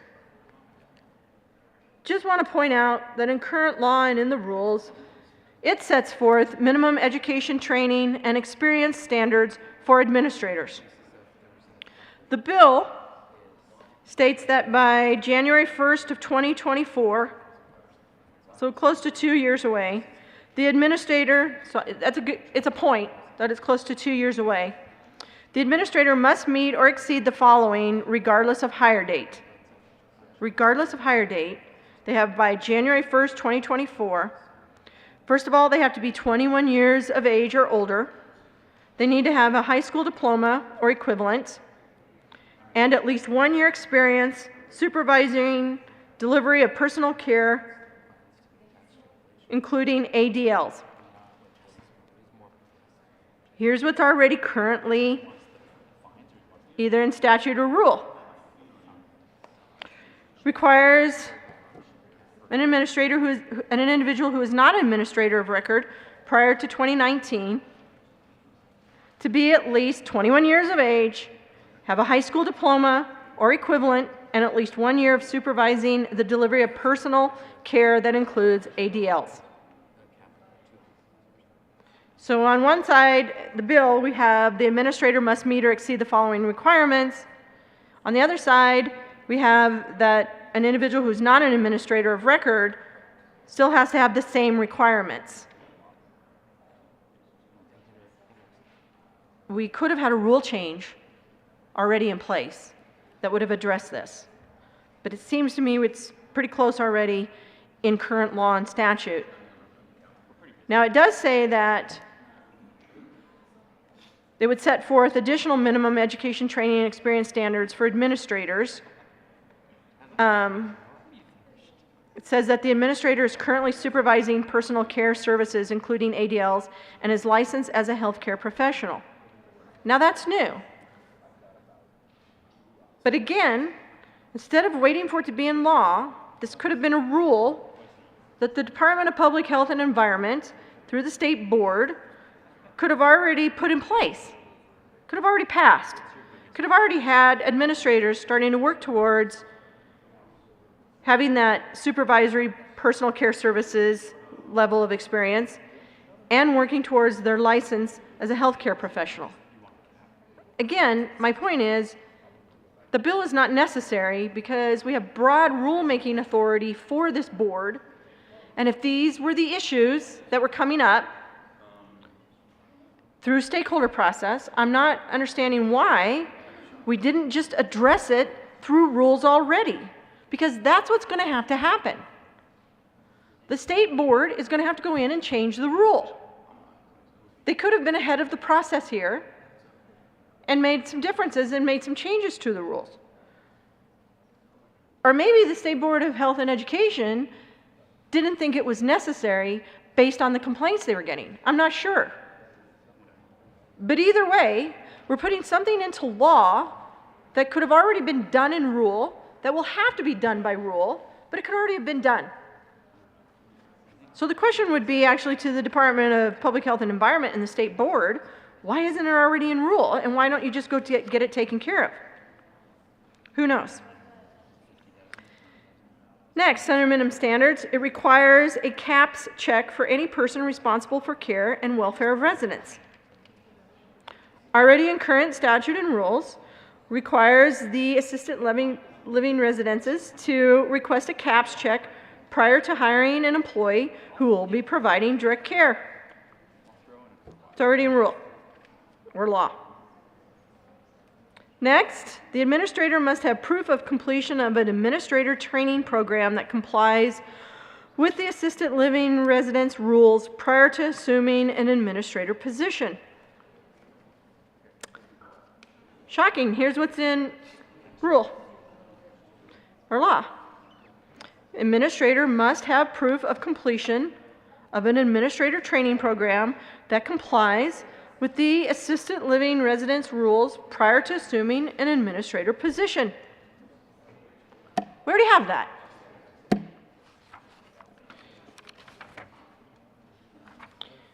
The next thing with regard to minimum standards for administrators is the administrator must complete competency testing. Of course. That makes perfect sense. Probably why it's already in rule or law, where the administrator must complete competency testing. Already there. Next up is the license, denial, suspension, or revocation, and other enforcement actions.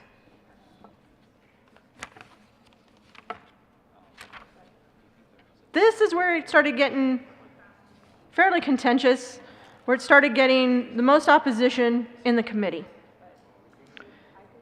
A lot of the smaller assisted living residence facilities felt that currently there is a cap on the fines at $2,000 per calendar year.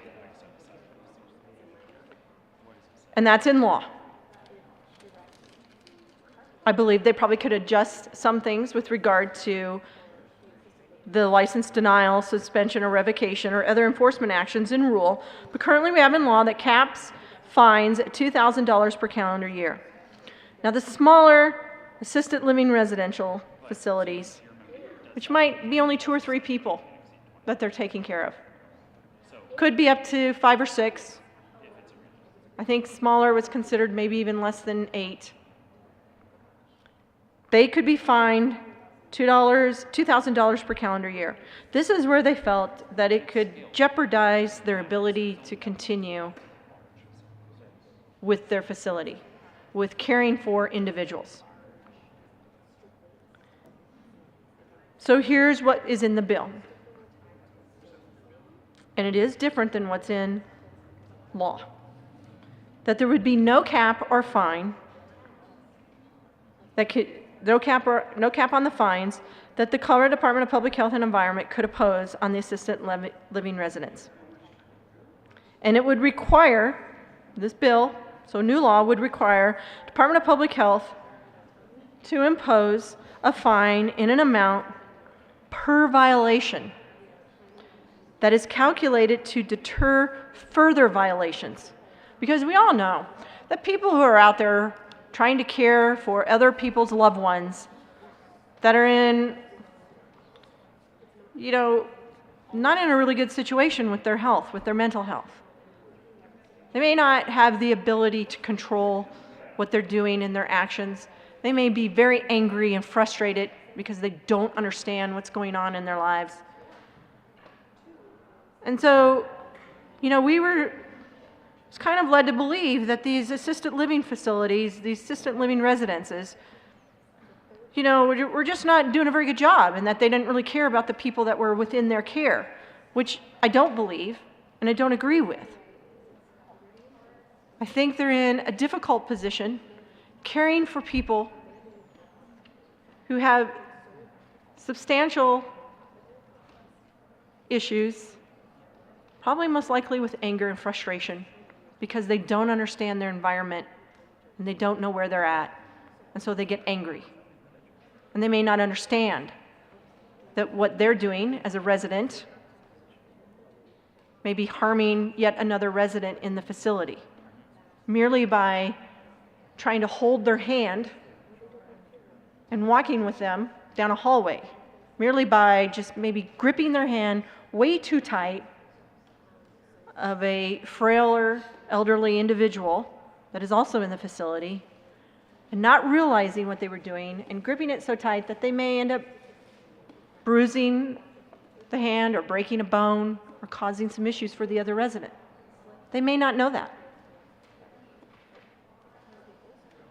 But in any case, this law would require the Department of Public Health and Environment to impose a fine in an amount, no cap on that fine, in an amount per violation that is calculated, I'm not sure by who or how, but that is calculated to deter further violations. For any violation resulting in actual harm or injury to a resident. The amount of the fine is up to the Department of Public Health and Environment and may vary depending on the size of the assisted living resident, the potential for harm or injury to one or more resident, and whether there is a pattern or potential or actual harm or injury to residents. Now, in committee, we heard a lot about this, and it wasn't necessarily the caregiver that was causing the harm. It was another resident in the facility that may be causing the harm, that may be threatening another individual who resides in the facility. And I just told you, and I just read to you what the bill does with regard to changing an involuntary discharge, making it extremely more difficult for an assisted living resident facility to involuntary discharge a resident that may be causing harm to another resident, not even knowing that they're causing harm to the other resident.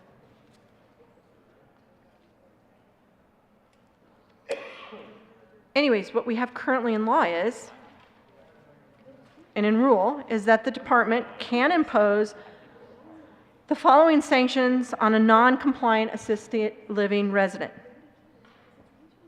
A, they can require that the assisted living residence facility retain a consultant. B, that they can require more monitoring by the Department of Public Health. C, additional training for staff. D, complying with a plan of correction developed by the Department of Public Health.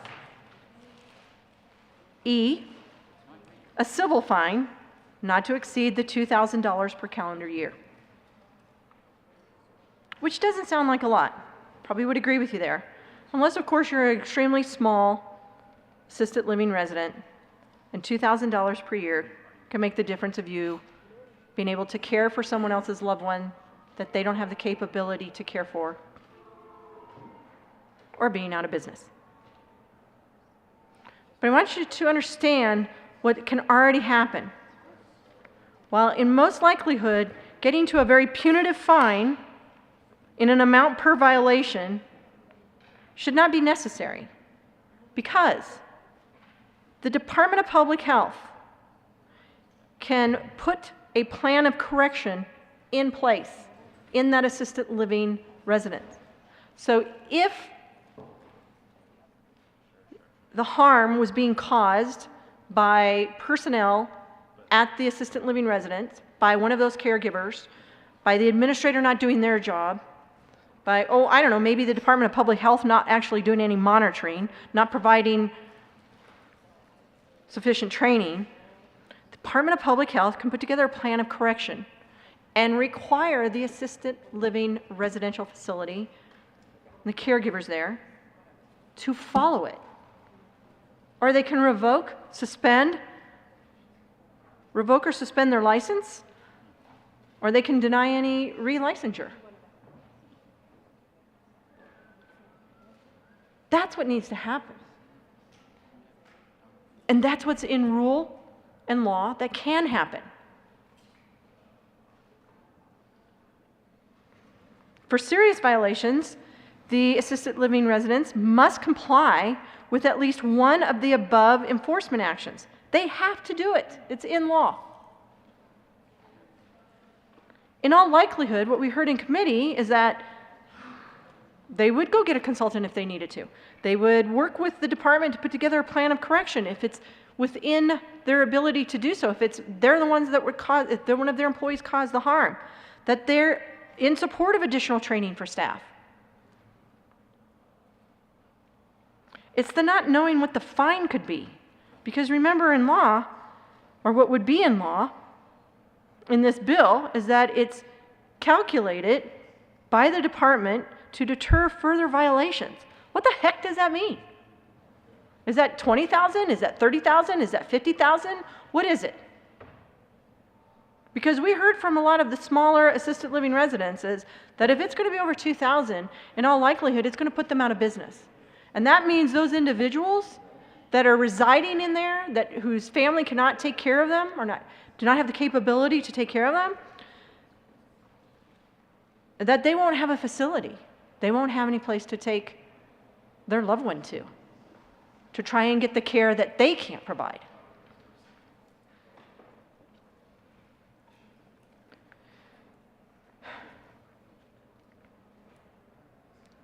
And right now, already in law and in the rules, it says again, for the most serious violations. And the most serious violation we heard was about an individual. That's a really sad story. An individual who was in a residential facility who got out of their room and walked out a door and walked out into the yard, into a garden area, and it was cold. And they were there overnight. Apparently they got out after the bed check, and they walked out the door, and that individual, sadly, and it was sad, that individual passed away. But the facility can't lock the doors. Fire code won't allow that to happen. So they could get a fine for what would be probably a serious violation that could just put them all the way out of business for something that they can't change anyways. You ready?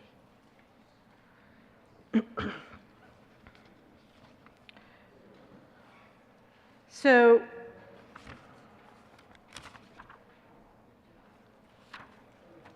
this bill also requires the Department of Public Health to suspend, revoke, or refuse to renew a license if a resident is subject to mistreatment, as defined in 26-3.1-101, paragraph 7, that causes injury to the resident. If the assisted living residential owners or administrator directly caused the mistreatment or mistreatment resulted from the administrator's failure to adequately train or supervise staff. If a plan or correction developed and required by the department to correct the violation in addition to the assessment of civil fines has not or is not reasonably expected to correct the violations. I just want to say, already in rule, already in law, is the ability for the department to suspend, revoke, or refuse to renew an assisted living resident license when the assisted living resident is out of compliance with requirements of the law or the rules, and that it has to be done after a hearing in conformance with provisions and procedures specified in the Administrative Procedures Act. Again, already in law, already in rule. If it needs to be further expanded in rule, it certainly can be, but it's covered. For those reasons, members, I would strongly encourage you to vote no on Senate Bill 22-154. Further discussion? Senator Zenzinger? Thank you. There is an amendment on the desk. Will the clerk please read the title to Amendment 11? Amendment L001, Senator Zenzinger. Amend the Health and Human Services Committee report dated April 4, 2022. Senator Zenzinger. Thank you, Madam Chair. I move Amendment L011. So we had a little bit of a discussion. I've been listening to all of the prior speakers, but I'm afraid that not everybody has had an opportunity to listen to all of the prior speakers. So I'm just going to jump right in and explain the reason for Amendment L011. What Amendment L011 does is a couple of things. First of all, it amends the Health and Human Services Committee report. And the reason why I'm amending the report is that there was a section of the bill that was taken out of committee that I felt was a pretty good section of the bill. That section is on page 8 on the very last line, 27, and this is the introduced version, it says that the state board shall establish a range of fines for violations, including fines for violations that result in harm or injury to a resident, which amounts may vary based on the size of the assisted living and the potential for harm to one or more persons, and shall permit the department to consider factors set forth in this section in determining the amount of the fine. This language was taken out, and what this amendment does is it puts that language back in. And the reason why I feel that this is very important is that we have lots of different types of facilities, very large facilities and very teeny tiny small facilities.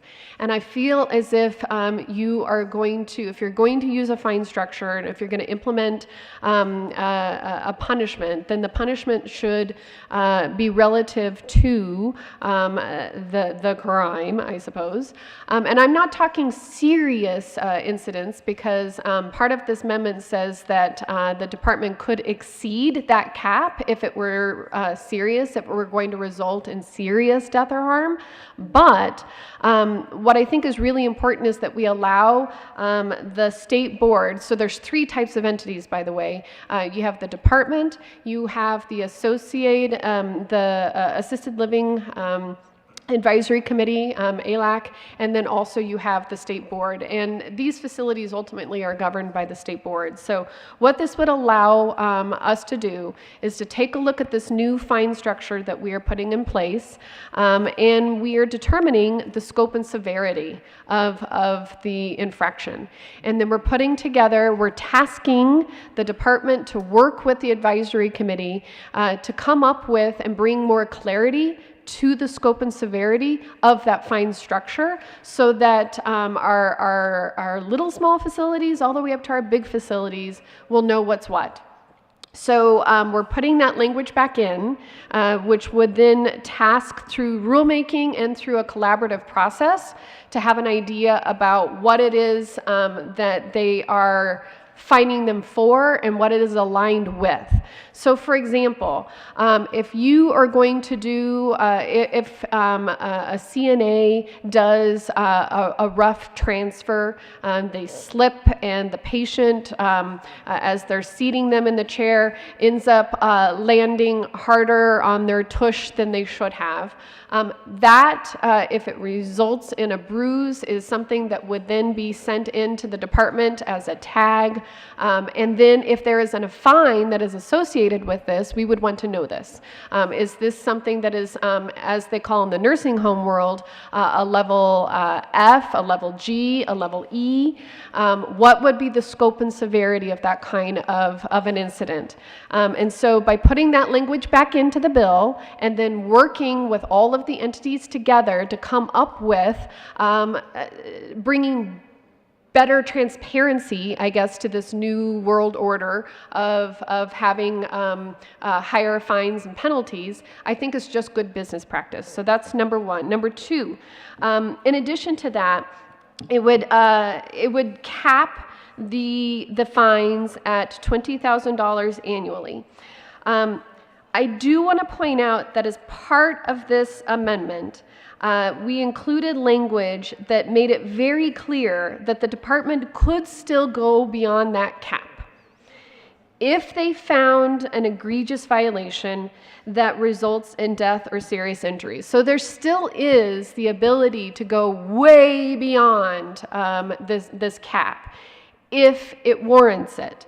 However, overwhelmingly, and literally, I'm looking at the departmental statistics here, 99% of the facilities are not going to be doing something that is egregious, that is resulting in serious injury or death. more than likely it's going to be smaller infractions. And if you have a series of smaller infractions, like for example that rough transfer, those add up over time, and the facility is under an obligation to pay those fines. They have to pay them on a timely manner, and they have to budget for them. Because if they don't budget for them and they get a small infraction, then they're out of luck because they'll be out of compliance. What is more likely to happen if they don't know how to budget for these things is that one accident could result in going out of business. And so they just have to be able to budget. It's not because they are trying to create a license to abuse, but it's just good business practice to have an understanding of that annual cap. Secondly, or third, I guess I'm on my third point, is that when you are a facility, in particular a small one, if you have an overzealous surveyor who comes in and tags you for various violations, oftentimes, well, every single time you are tagged during survey, you are already required by state law to implement a plan of correction. But generally speaking, that plan of direction is at your own facility. You get to decide how you're going to address the complaints, the tags. But also as part of current statute, if it turns out that you have multiple infractions or the scope and the severity are both high, so it's not just an accident, it's not just a one-off, but maybe there are some serious problems with this facility and it's multiple infractions and it's part of the culture, you're going to have to implement a plan of correction. But if it is beyond that, you're going to have to implement what's called a mandated, directed plan of correction. I'm sorry, it's called a directed plan of correction. And what that is that you don't get to decide how to solve it anymore. The department is going to tell you what to do. The department's going to come in and they're going to say, because of the scope and severity as outlined by this matrix that we are putting into statute with this amendment, as outlined by this, you have to do X, Y, and Z, and you don't get a choice anymore. And then they put a timeline on that, and that's how you go about addressing concerns and violations. Then there's even a third level already in statute, and that third level is what's called a mandated care contract. That's where the facility, because of the scope and severity of the infraction, has received multiple tags, or they were unable to address their tags through any of their other plans of correction, and they'd already gone beyond the directed plan of correction. A directed care contract is you, facility, actually have to pay for somebody to come in and tell you how to resolve the situation at your facility. So already in statute, we have a lot of different mechanisms to be able to address some of the full range of infractions. What this amendment does is it says, but we acknowledge that sometimes you have to go over and beyond what is already in statute, and we are going to need to penalize a facility for an infraction. And I get that, but more likely than not, 99% of the facilities are not going to be one of those types of facilities. They're going to be these smaller infractions that do add up over time. And if you have a $1,000 infraction, for example, because you've had multiple tags that you were unable to resolve, then what that means is you don't make payroll that month. You don't make payroll that month, and given the job market, your CNA that is now required to do some additional training, number one, you don't have the money to be able to provide that additional training because you have this fine, but then number two, they decide just to quit on you because they don't want to come in on their own time in order to receive additional training, right? And so then you don't make payroll that month. That is why you have to plan for these things, so that if that situation happens, you can pay your fine, so that you can pay and resolve the punishment in addition to the plan of correction that you're already required to put into place.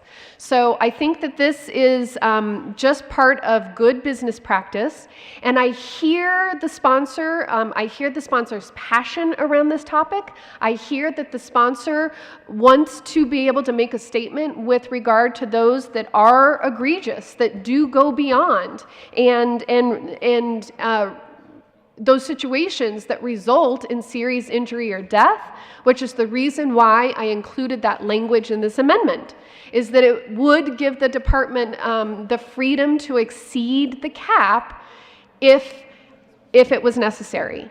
So to recap, this amendment brings into the bill language that was struck around scope and severity. Number two, it creates a matrix so that that fine structure is transparent and everybody knows what infraction causes what kind of fine. Number three, it creates an annual cap so that our small facilities, our large facilities, whatever kind of facility can be able to budget so that they can come into compliance and not create further problems with regard to making payroll or providing extra training or whatever the plan of correction is needed at the time. And then lastly, it asks that the department work with the existing, already in statute, Assisted Living Association Advisory Committee, I should say, to work together in conjunction to figure out what is appropriate for small facilities, what is appropriate for large facilities, what is appropriate for scope, what is appropriate for severity, and make that transparent, put something together and put that forward to the state board so that they can approve it. So that is my amendment, and I please ask for support.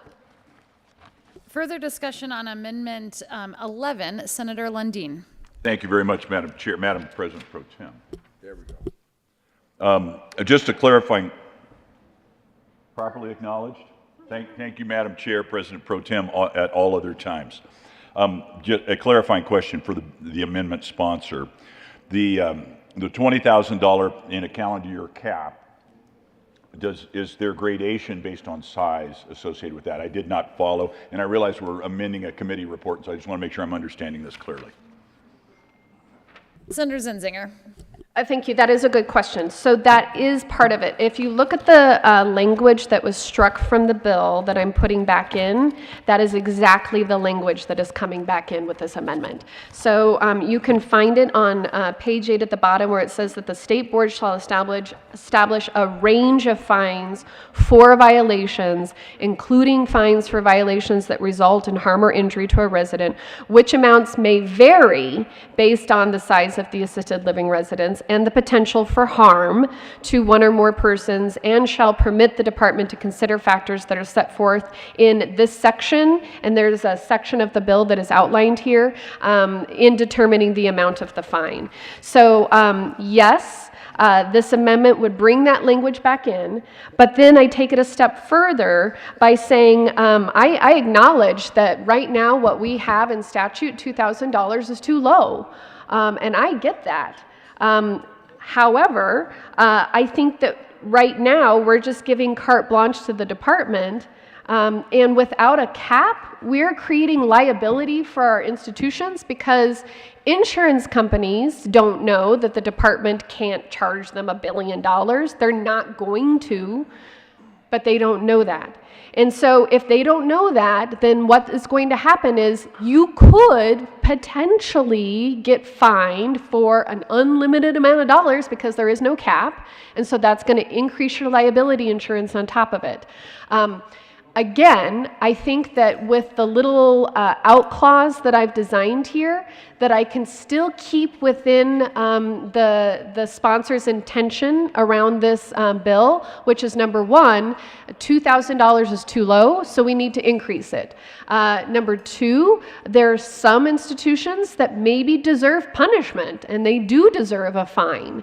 But we want to make sure that those fines have greater clarity and that the department is being transparent about that process, which is what this amendment does. It also grants the department the ability to go beyond that cap, to actually exceed that cap for egregious behavior that results in death or serious injury. So I really feel as if this is inclusive and in keeping with the sponsor's desire to raise the penalty. I think it helps those 99% of the facilities that fall below, that need clarity so that they can budget. And it's not because they're budgeting to abuse, it's because they need to budget for the smaller infractions that do add up over time. And because if they don't pay them, there is a really severe consequence to everybody that lives in that facility. If there is egregious behavior, then I believe their license, their facility license, should be taken away. They should be closed down. But what I'm talking about, which are overwhelmingly the majority of the complaints, is that we need to make sure that we are not driving them out of business, that we are putting in place a plan of correction so that they do better, so that they provide better care. And it's going to be smaller infractions that could over time add up that a small facility just cannot budget for. And everybody knows it's just good business practice. You budget for the worst, but you conduct yourself for the best. You operate for the best. That's the way that you do things, because if you don't budget for the worst outcome and the worst outcome happens, then you're putting at risk your business. And what that implies is everybody else that is within that care facility would then not have a place to live anymore. And already we are really strapped with finding appropriate places for our seniors to live. I totally and completely understand where the sponsor is coming from on this bill, because $2,000 is too low. And I think that we need to address that. But again, and just based on the departmental statistics, the majority of these instances are not going to be at the cap. It's going to be an accumulation of small ones that our facilities need to be able to set aside and budget for. And the reason why I say it's not a license to abuse is because we have lots of other things that are already in statute that allow us to drive compliance, that allow us to force a plan of correction, that already are in place in statute. So this isn't just out by itself. If this were it, if this were the only mechanism, then I would agree with the sponsor 100%. If this was our only mechanism. But it's not our only mechanism. We already have in statute a whole series of other mechanisms. This works in tandem with those things. And we just want to make sure, I want to make sure with this amendment, that what we are doing is that we're bringing those two things together in a way that is transparent and logical, so that we appropriately punish who needs to be punished, and that we drive changes that need to happen. And so that is the basis of the amendment. It is those four things, and I highly encourage a yes vote. Thank you. Further discussion on Amendment 11. Senator Janal. Thank you. Sorry. Thank you, Madam Chair? All right. Thank you, Madam Chair. I rise in support of L011. I think that one of the things we're trying to do here is look at the size of the different facilities. And this is one thing that's always concerned me, that the little guys that are 10 or less beds are treated the same way as the facilities that are 100 to 200. And I believe that they should be treated differently. And this particular amendment does that in regards to adopting rules, and the board adopting rules in the range of fines for violations. and that the department shall first present the recommendations to and seek feedback from the advisory committee that was established in section 25-27.110. I look out here, and you know, we're talking about numbers of beds, 1 to 10, 11 to 100, 100 or more.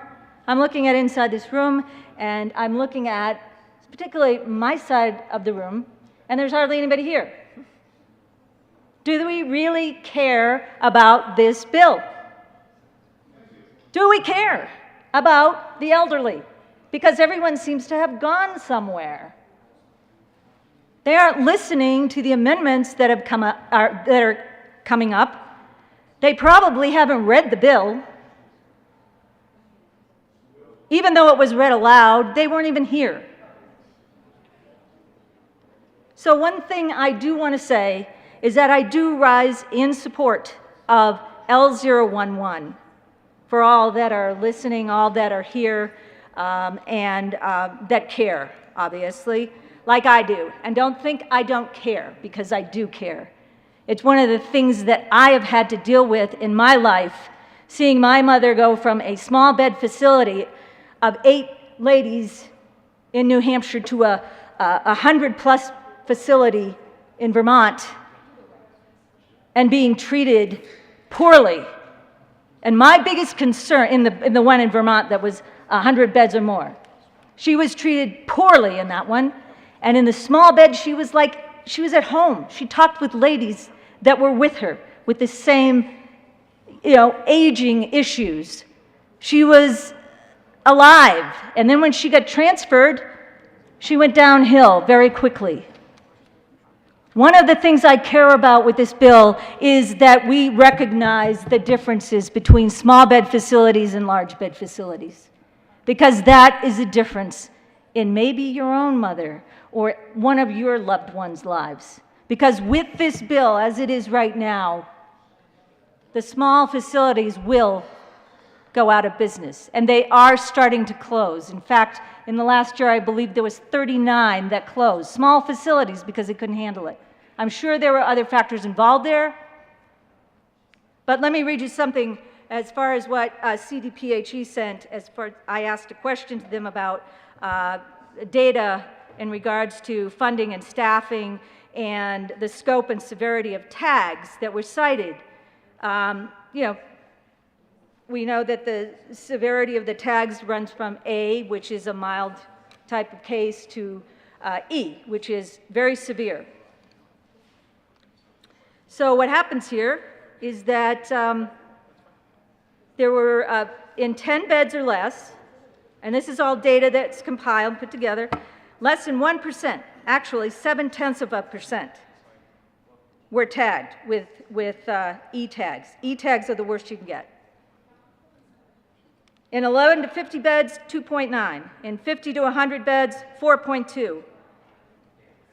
So every time you go up in the size of the facility, you get more tags for C, D, or E. And those are the facilities. And this was only for E-tags. These were the worst. So I rise in support of L011 because we need to delineate between the small bed facilities and the larger bed facilities. And I think we need to make some other changes that are going to help our small facilities before we don't have them anymore, and people don't get taken care of in a, I'm not saying that the larger bed facilities will not take care of our loved ones, but I guarantee you from my own personal experience that that care isn't there as much as it is from an 8 to a 10 bed facility. So I rise in support of this amendment. I think this is needed, and please vote yes.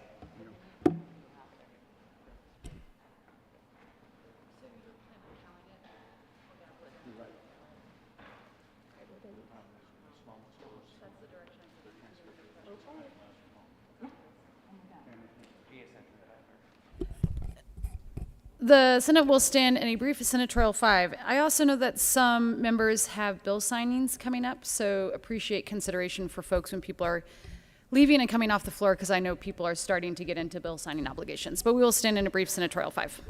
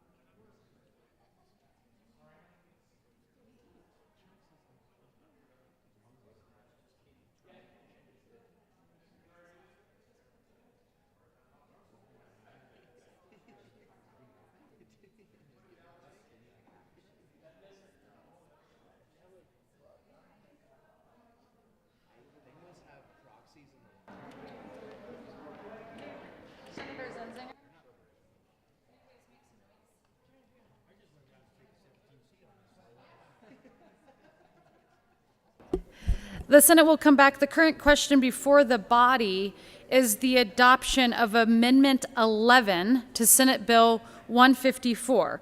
All those in favor say aye. Aye. Those opposed, no. The ayes have it, and Amendment 11 is adopted.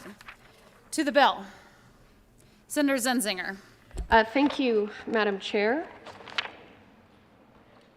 There is an amendment at the desk.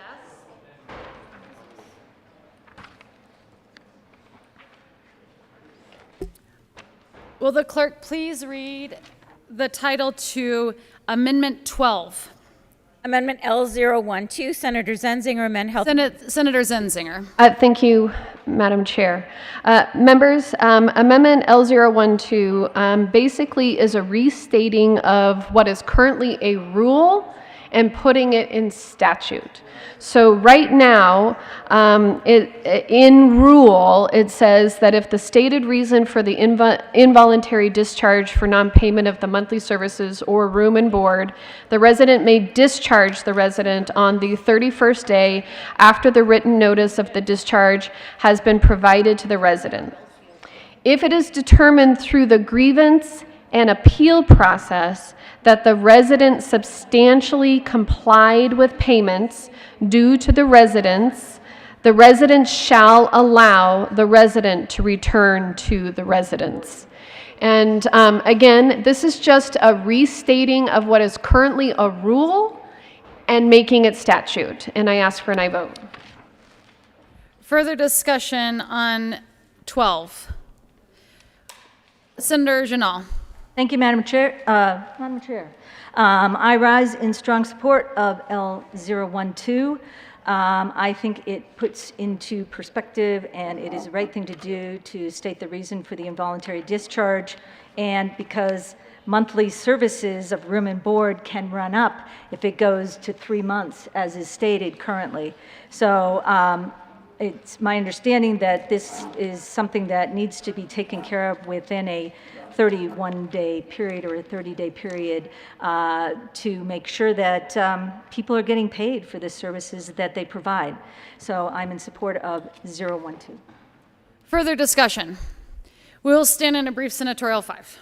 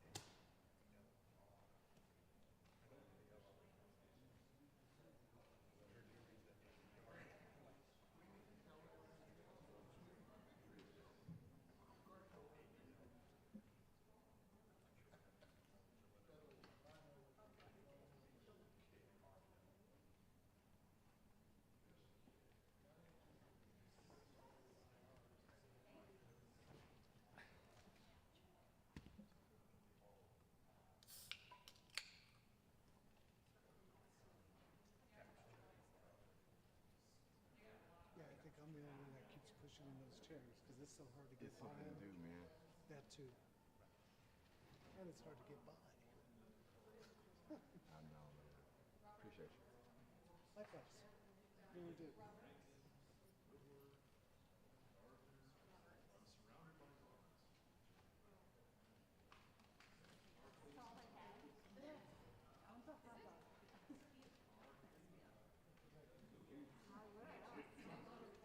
You when you Rocky Mountain oysters? Me either. They were gone? Not for me. Anybody, yeah.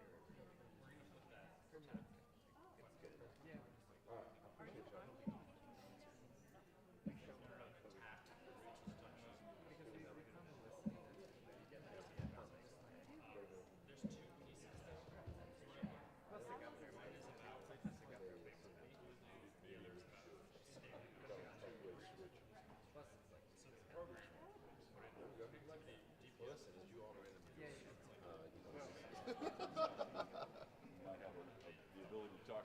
There you go. Okay. Thank you. I don't know, but I think it's like the 1 milligram of the acetaminophen.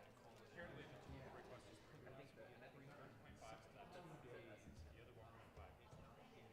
I mean, even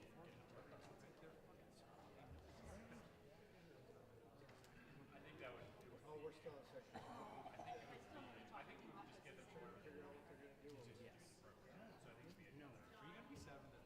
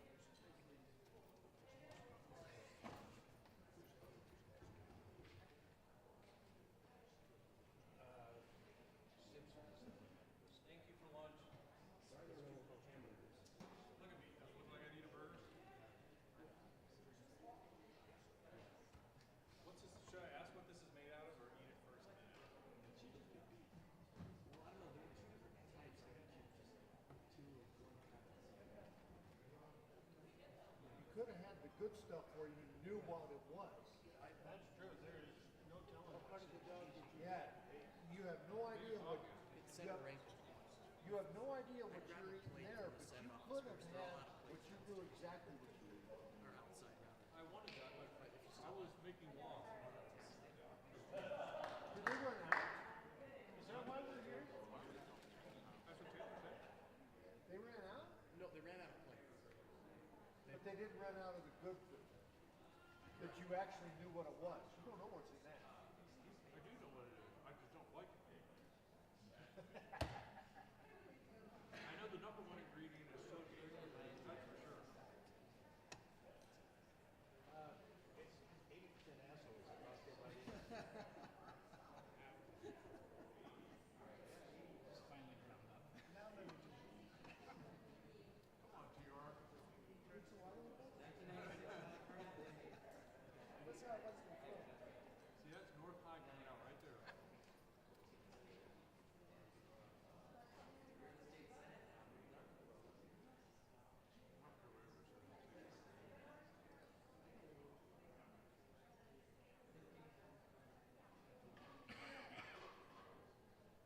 Growing up in Germany, I'll tell you, sausage or meat, raw meat, any kind,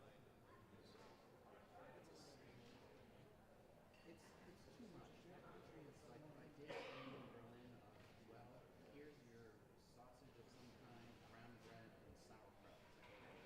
It's salad? Sauerkraut. Actually, every salad.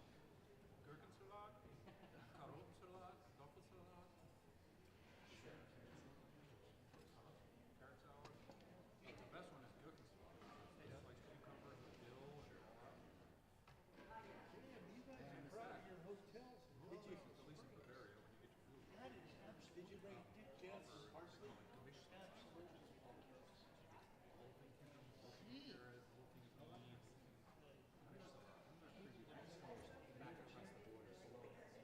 Back across the border. My thing is,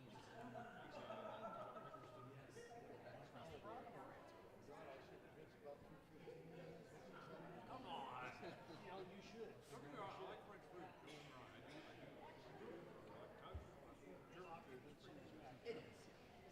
It's just, it's going to be their best year ever. Well, I don't believe what we're staying there. no one farms. Where's that? The Marriott, Colorado Springs. Gavin told me he went down for the pizza steak game. He had 3 weeks for the days, $1,000. Bigger than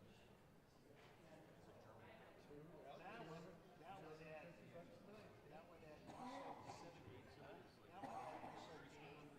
considering what he was doing. counter with everything. I mean, if you're going to pay that kind of money, That's you got to pull out. First of all, And then in El Paso County, who caused all the issue. Here's the story.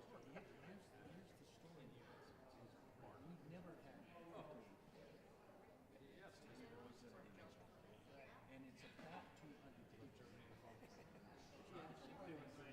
No, your district could set that whatever they want.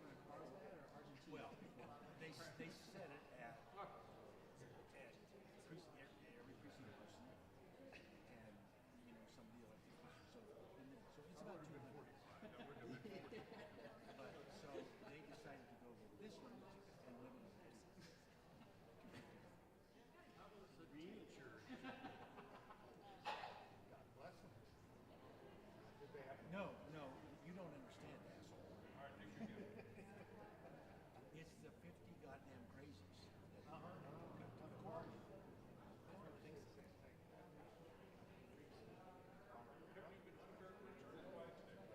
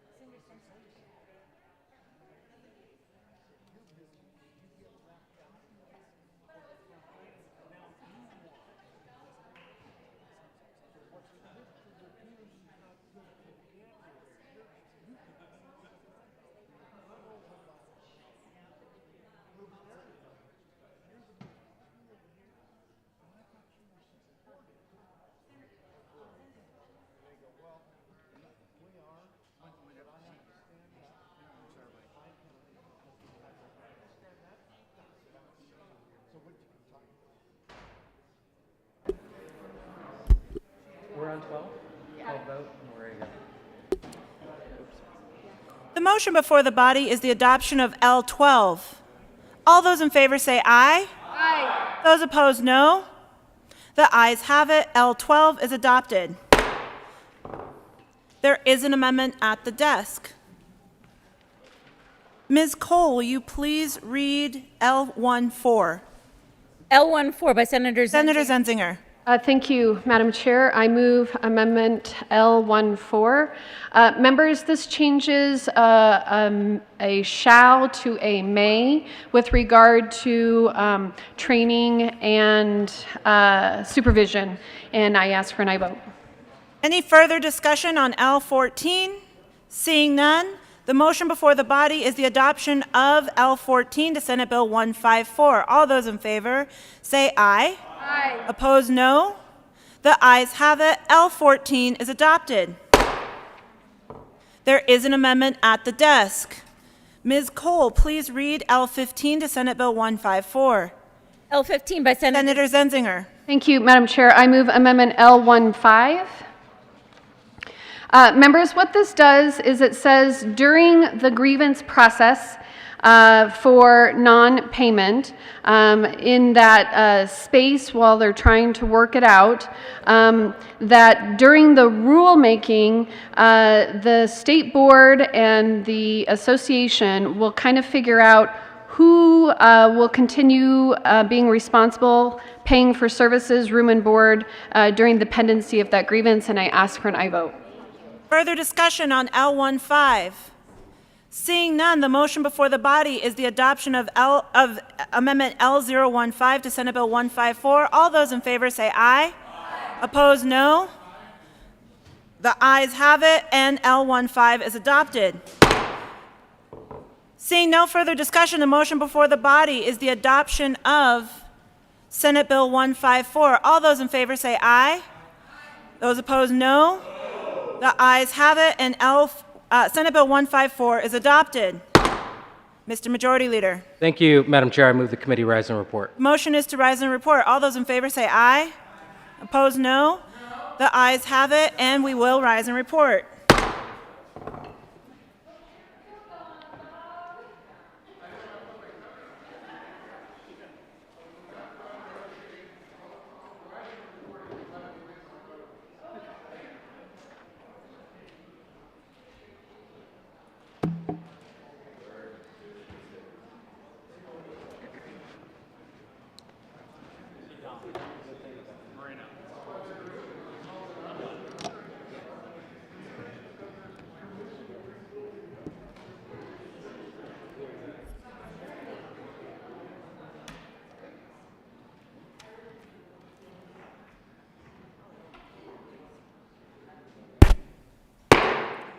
The Senate will come to order.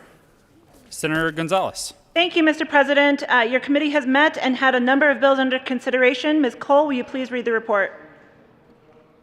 Mr. President, your committee of the whole begs leave to report it has had under consideration the following attached bills. Being the second reading thereof, it makes the following recommendations thereon. Senate Bill 138 is amended. Senate Bill 154 is amended, passed on second reading and ordered engrossed and placed on the calendar for third reading and final passage.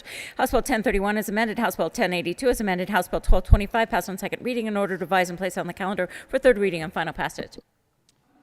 Will the clerk please mark Senator Cook as excused?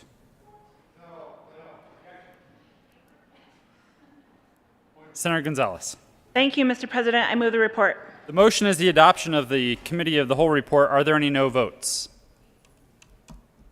With a vote of 33 ayes, 0 noes, 0 absent, 2 excused, the committee of the whole report is adopted. Senate Bill 138 is amended. Senate Bill 154 is amended, passed on second reading and ordered engrossed, and placed on the calendar for third reading and final passage. House Bill 1031 is amended. House Bill 1082 is amended. House Bill 1225 passed on second reading and ordered revised and placed on the calendar for third reading and final passage.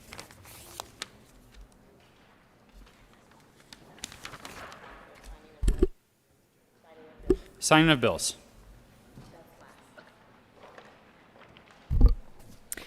April 22nd, 2022, the President has signed Senate Bill 10, 100, 116, 139. The President has signed Senate Memorial 2. The President has signed House Bill 1162, 1276, 1280, 1288, 1333, 1337, and 1338.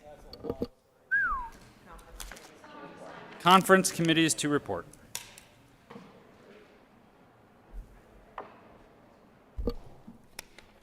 First report of the First Conference Committee on Senate Bill 34. This report amends the re-revised bill to the President of the Senate and Speaker of the House of Representatives. Your First Conference Committee appointed on Senate Bill 34 concerning measures to counteract the filing of fraudulent business documents with the Secretary of State has met and reports that it has agreed upon the following. One, that the Senate accede to the House amendments made to the bill as the amendments appear in the revised bill with the following changes. 2, that under the authority granted the committee to consider matters not at issue between the two houses, the following amendment be recommended. Respectfully submitted, Senate Committee Colker, Chair Rodriguez Priola, House Committee Byrd, Chair Snyder Sandridge.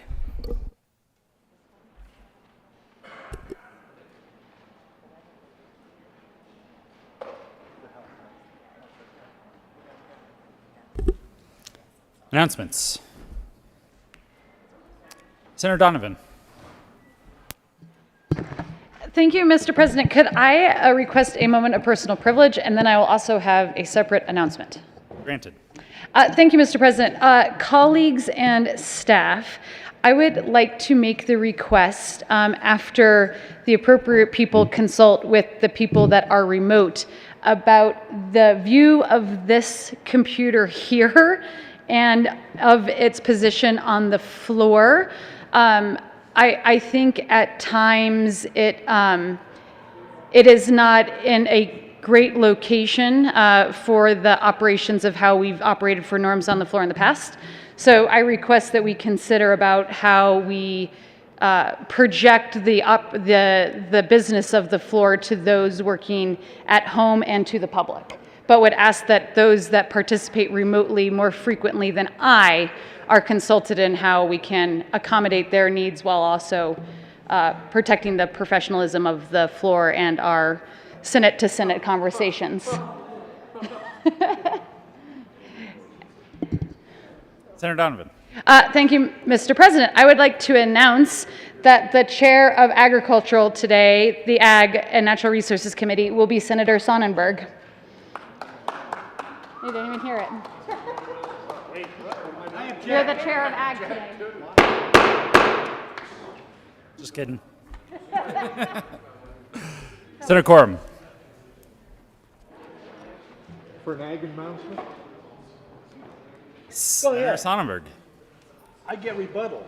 Thank you, Mr. President. Since I'm the chair of Ag, we're going to cancel. No, I'm just kidding.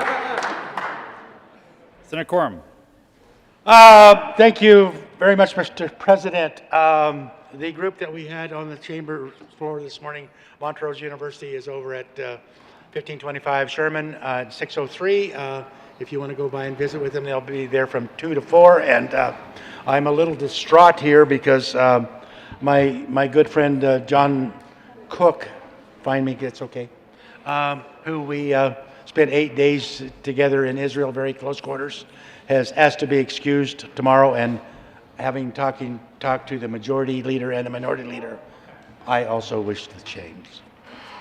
But we're not going to be together, just to let you know.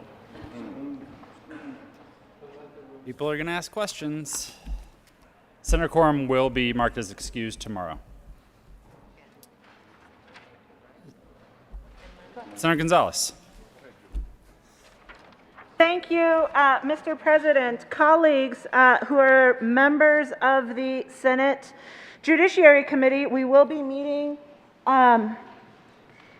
15 minutes upon adjournment in Senate Committee Room 352 to begin our calendar. We have a number of bills to hear today, HCR 1005, Senate Bill 212, House Bill 1272, Senate Bill 204, House Bill 1067, and Senate Bill 201. In that order, we look forward to hearing from you. Separately, I do also want to acknowledge that today is Religious Freedom Day, which returned live to the Capitol after a 2-year hiatus. By prohibiting the state establishment of religion, our U.S. Constitution created an environment where all religious viewpoints can thrive. This morning at 11 a.m. In the West Foyer, Folks gathered today to celebrate our freedom to worship or not, as we pleased. And the event was organized by the Church of Jesus Christ of Latter-day Saints and featured Governor Polis and speakers and prayers from Muslim, Jewish, Christian, and Sikh faiths. And particularly, the point of discussion was timely for those of us in public service, religion as a healing force in our community. And so I want to thank everyone who did participate as we were continuing to do our work here on the floor, and hope that you all were able to partake in this important experience. Thank you. Senator Simpson. Thank you, Mr. President. A moment of personal privilege. Granted. Colleagues, I never envisioned me standing in front of you talking about something that happened in my community in Monte Vista yesterday. So this is about 15 miles from my house. Number of Denver news stations are there. Similar in kind of impact as the Marshall Fire had in Boulder. This was only about a dozen or 15 homes, but this isn't a community of only a few hundred homes. Really, a fire broke out yesterday about noon. The wind blows historically rather hard in the San Luis Valley in April and into May, and it was yesterday as well, and really spread this fire to really devastating impacts in my community. Again, born and raised in the valley, have never seen anything like this before. A lot of times, I shouldn't throw my dad under the bus, but burning ditches, a lot of times the fire will get away and burn a field, but never structures and homes like this. And this is on the heels of last week in Bent County, grass fires burning and did destroy the home of a volunteer fireman who was working to put the fire out and lost his home at the same time. So I wanted to share with my colleagues and the chamber about the impacts this has on my small rural community. There are a ton of positives and good grace of living in rural Colorado. Some of the downside is when things like this happen, we don't have access to the same kind of resources as folks in more populated areas. So there is an opportunity. You can reach out to me, but the Monte Vista Community Fund will take donations for right now. My community really came together yesterday. I think there were at least 7 volunteer fire departments showed up, contractors with water trucks, farmers with equipment, construction workers with backhoes to really try to contain this and really limit the scope. So fortunately, no injuries and no fatalities, but certainly an abundance of impact on people's lives in Monte Vista. So thank you, Mr. President, for the time, and appreciate my colleagues today and your support. Thank you, Senator Simpson. I think we all watched that in horror as it happened yesterday, so all of our thoughts were with you, your family, and your constituents. Senator Hansen. Thank you very much, Mr. President. A quick announcement about Senate appropriations. As was foreshadowed previously, we have another meeting tomorrow morning. We're going to have about a dozen bills under consideration. You'll see them printed in our calendar. We'll gavel in at 8:30, LSBB for Senate appropriations. One change, though, Senate Bill 216 we're going to lay over until Tuesday of next week. So we'll give that a couple more days to look at some different options on Senate Bill 216. But otherwise, we'll proceed as printed in the calendar. Senator Coleman. Thank you, Mr. President. Members, tomorrow, Friday, April 22nd, is Denver Zoo Day. Denver Zoo is in Senate District 33. We'll be upstairs here on the second floor near the old Supreme Court. As the city's oldest and most passionate advocate for the natural world, Denver Zoo is dedicated to helping Coloradans make a meaningful experience and difference for wildlife here in the Front Range and around the world. I'd ask that you would join Denver Zoo, myself, for a light breakfast and some FaceTime with their animal ambassadors as we learn how to help support their mission. Thank you. Senator Lundin. Thank you, Mr. President. I have spoken with the majority leader and the minority leader, and I request that you grant me permission to be excused in my absence tomorrow. Senator Lundin will be marked as excused tomorrow. Thank you, sir. Further announcements. Change in sponsorship. The following change in bill sponsorship will occur. Senator Priola will be added as co-prime sponsor on Senate Bill 138 with Senator Hansen. Majority Leader Moreno. Thank you, Mr. President. Colleagues, thank you for your work on the floor today. In case it wasn't already announced by the chairs of the committees that are meeting this afternoon, in general, those will start at 2 p.m. So just for everyone who's listening. And with that, Mr. President, I move that the Senate recess until 2:30 p.m. Colleagues, you do not need to return. We're just reading bills across the desk. You have heard the motion. All those in favor say aye. Those opposed, no. The ayes have it, and the Senate will recess until 2:30 p.m. today.